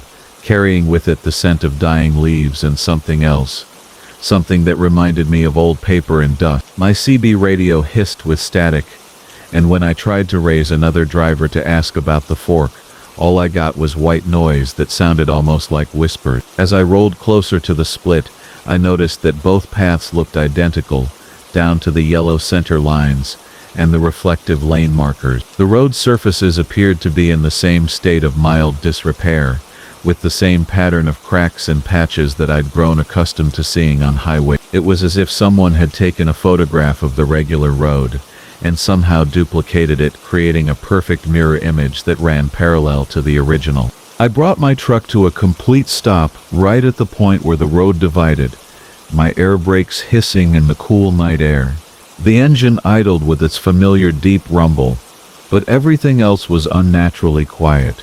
No night birds, no insects, no distant traffic sounds. Just the soft whisper of wind across the empty plains, and the occasional ping of cooling metal from somewhere under my hood. That's when I noticed the other truck. It was positioned on the left fork, maybe 50 yards ahead, and it looked exactly like mine. Same model Peterbilt 37.9. Same deep blue paint job with the chrome exhaust stacks. Same configuration of lights along the cab and trailer. Even from a distance, I could see that it was carrying what appeared to be the same type of grain trailer I was hauling. The truck sat motionless, with its parking lights on, casting small amber circles on the dark asphalt. I tried my CB radio again, cycling through all the standard channels truckers used, but got nothing except that strange static that sounded more and more like voices the longer I listened to it. I flashed my headlights a few times at the other truck, the universal trucker greeting, but got no response. The vehicle just sat there in the darkness, silent and still as a monument. After a few minutes of indecision, I put my rig in gear and took the right fork, figuring that even if this was some kind of detour I'd never heard about, at least I'd be moving forward instead of sitting in the middle of nowhere. The road felt normal under my tires, with the same familiar bumps and imperfections I'd grown accustomed to over the years. My headlights swept across the same type of terrain I'd seen thousands of times before, rolling grassland, dotted with the occasional fence post or abandoned farm building. But as I drove, I kept checking my mirrors, expecting to see the other truck fall in behind me, or at least show some sign of movement. Instead, it remained exactly where it had been, its parking lights growing smaller and smaller in my rearview mirror, until they disappeared entirely into the darkness. The whole encounter left me with an uneasy feeling that settled in my stomach like cold coffee. About 10 miles down the right fork, I began to notice that the landscape looked strange.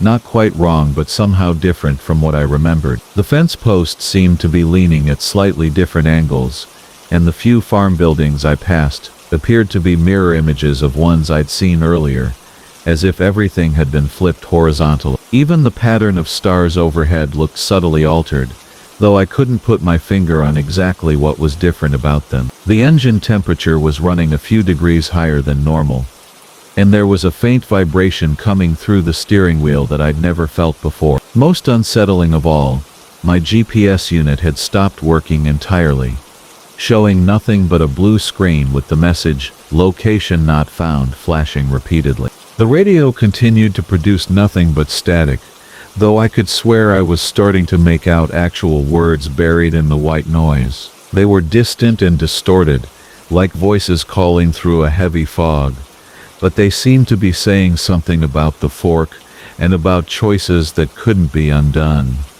Every time I thought I was starting to understand what they were saying, the words would dissolve back into meaningless static. After what felt like hours but was probably only 30 minutes, I saw lights ahead that looked like they might be the outskirts of Great Falls. But as I got closer, I realized that something was fundamentally wrong with what I was seeing. The city lights were there, all right, but they were arranged in a mirror image of how Great Falls should have looked from the south. Buildings that should have been on the left side of the road were on the right, and vice versa. Even the familiar grain silos that marked the entrance to town were positioned backwards from where they should have been. I pulled over to the shoulder and sat there in my idling truck, trying to make sense of what I was experiencing. The rational part of my mind insisted that I was just tired, that maybe I'd gotten turned around somehow or taken a wrong turn I didn't remember making. But the deeper part of me, the part that had kept me safe through 15 years of long-haul trucking, was screaming that something was very, very wrong. My cell phone showed no signal, even though I should have been well within range of several towers. The dashboard clock had stopped working, frozen at 11:47, and my wristwatch was running backwards. Outside the cab, the wind had picked up, rattling the trailer and making the whole rig sway slightly on its suspension. Whatever was happening, I figured my best chance was to retrace my route and take the left path instead, the one where I'd seen the other truck. Maybe that would lead me back to the real Highway 47, back to the world I knew and understood. The backwards city lights faded quickly in my mirrors, much faster than they should have given my speed. The landscape seemed to shift and change as I drove, with buildings and landmarks appearing and disappearing like mirage. The static on the radio grew louder and more insistent, and I was certain now that there were voices in it. Multiple voices all talking at once about roads not taken and destinations never reached. When I finally made it back to the fork, I was relieved to see that it was still there exactly as I'd left it, The left path stretched out into the darkness, and I could see tire tracks in the dust at the road's edge, where the other truck had been parked, but the truck itself was gone.